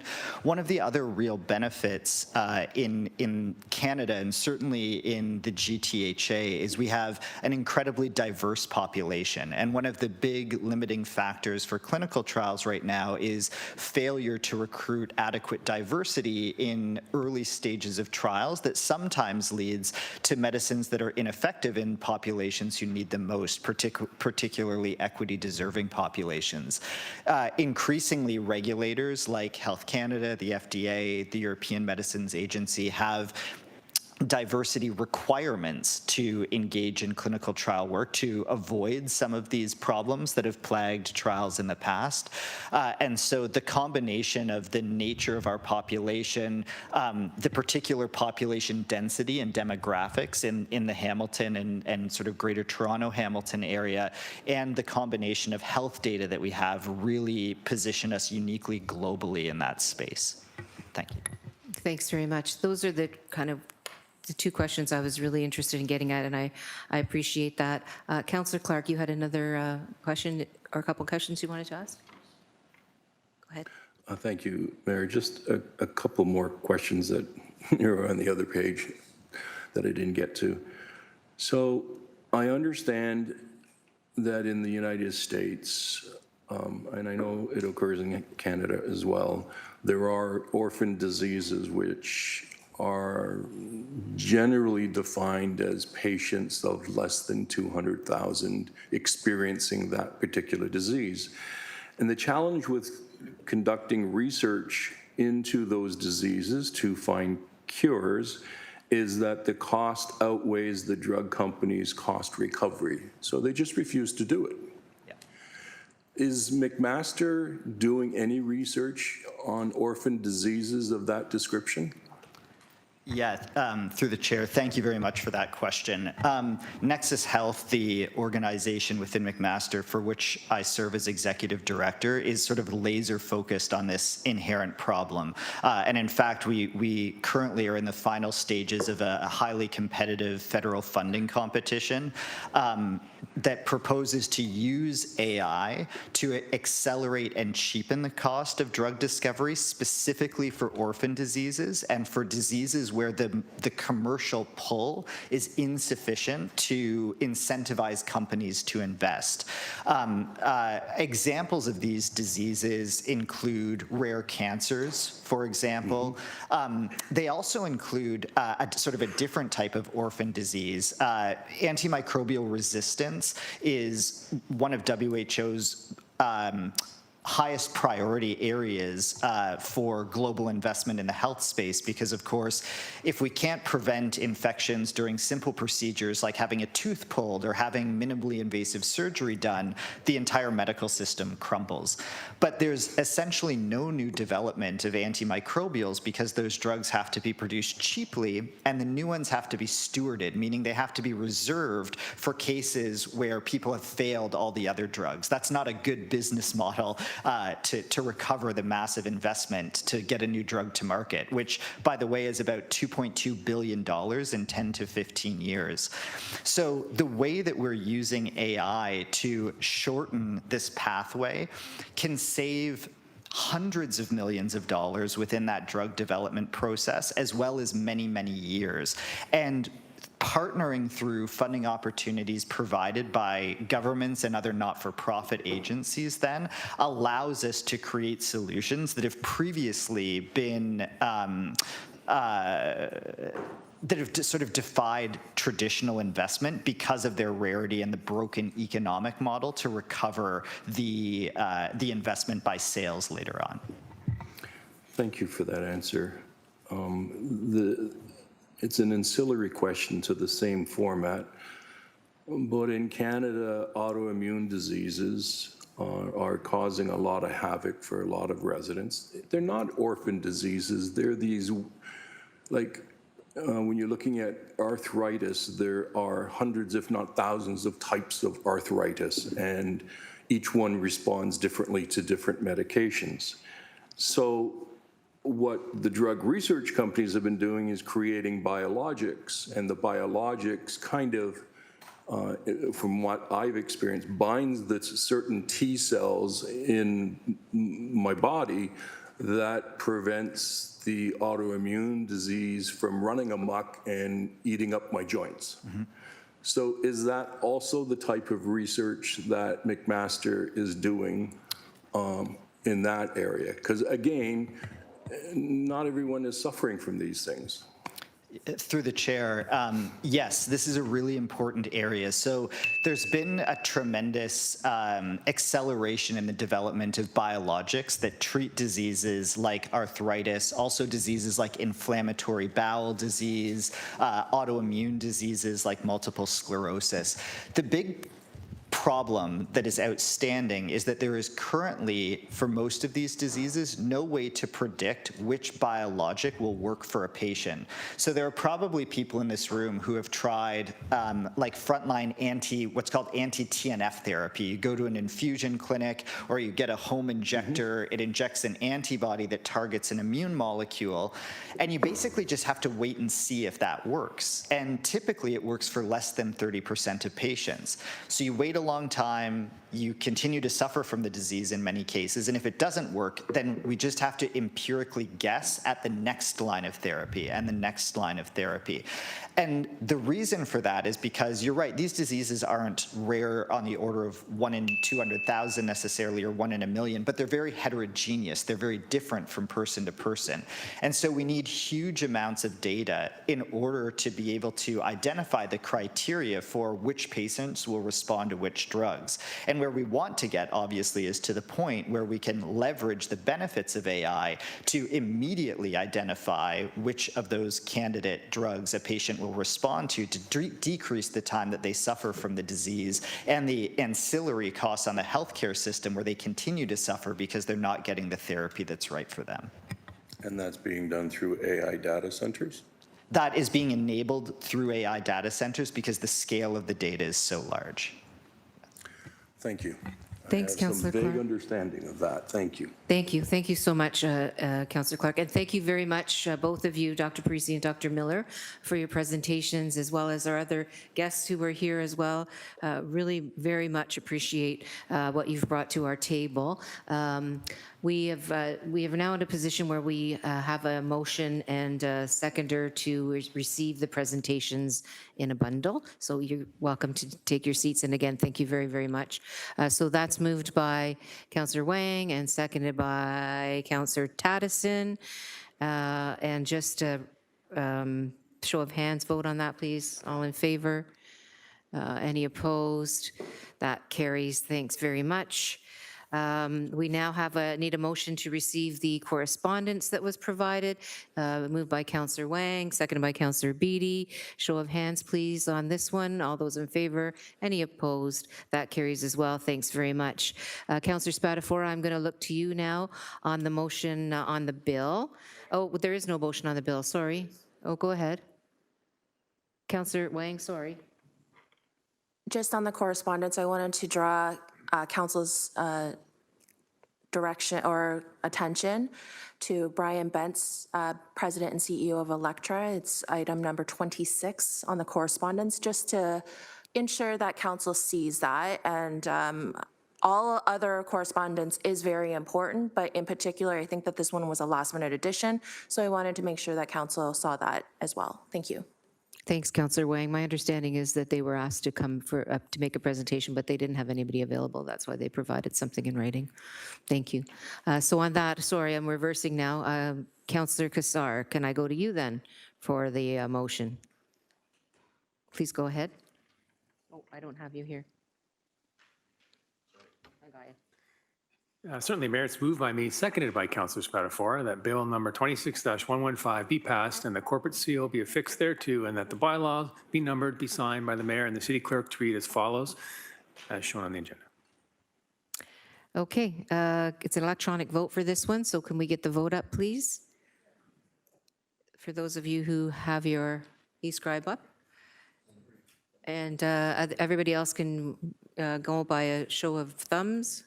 Thumbs up, thumbs down.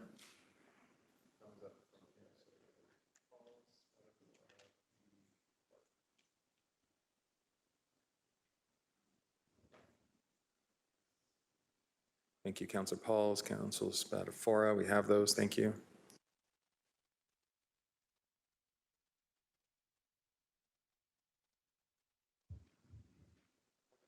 That carries 9-0, so this meeting is now adjourned as there's no further business. And I do want to thank members of council who took the time to learn about this important topic today. Thank you so much.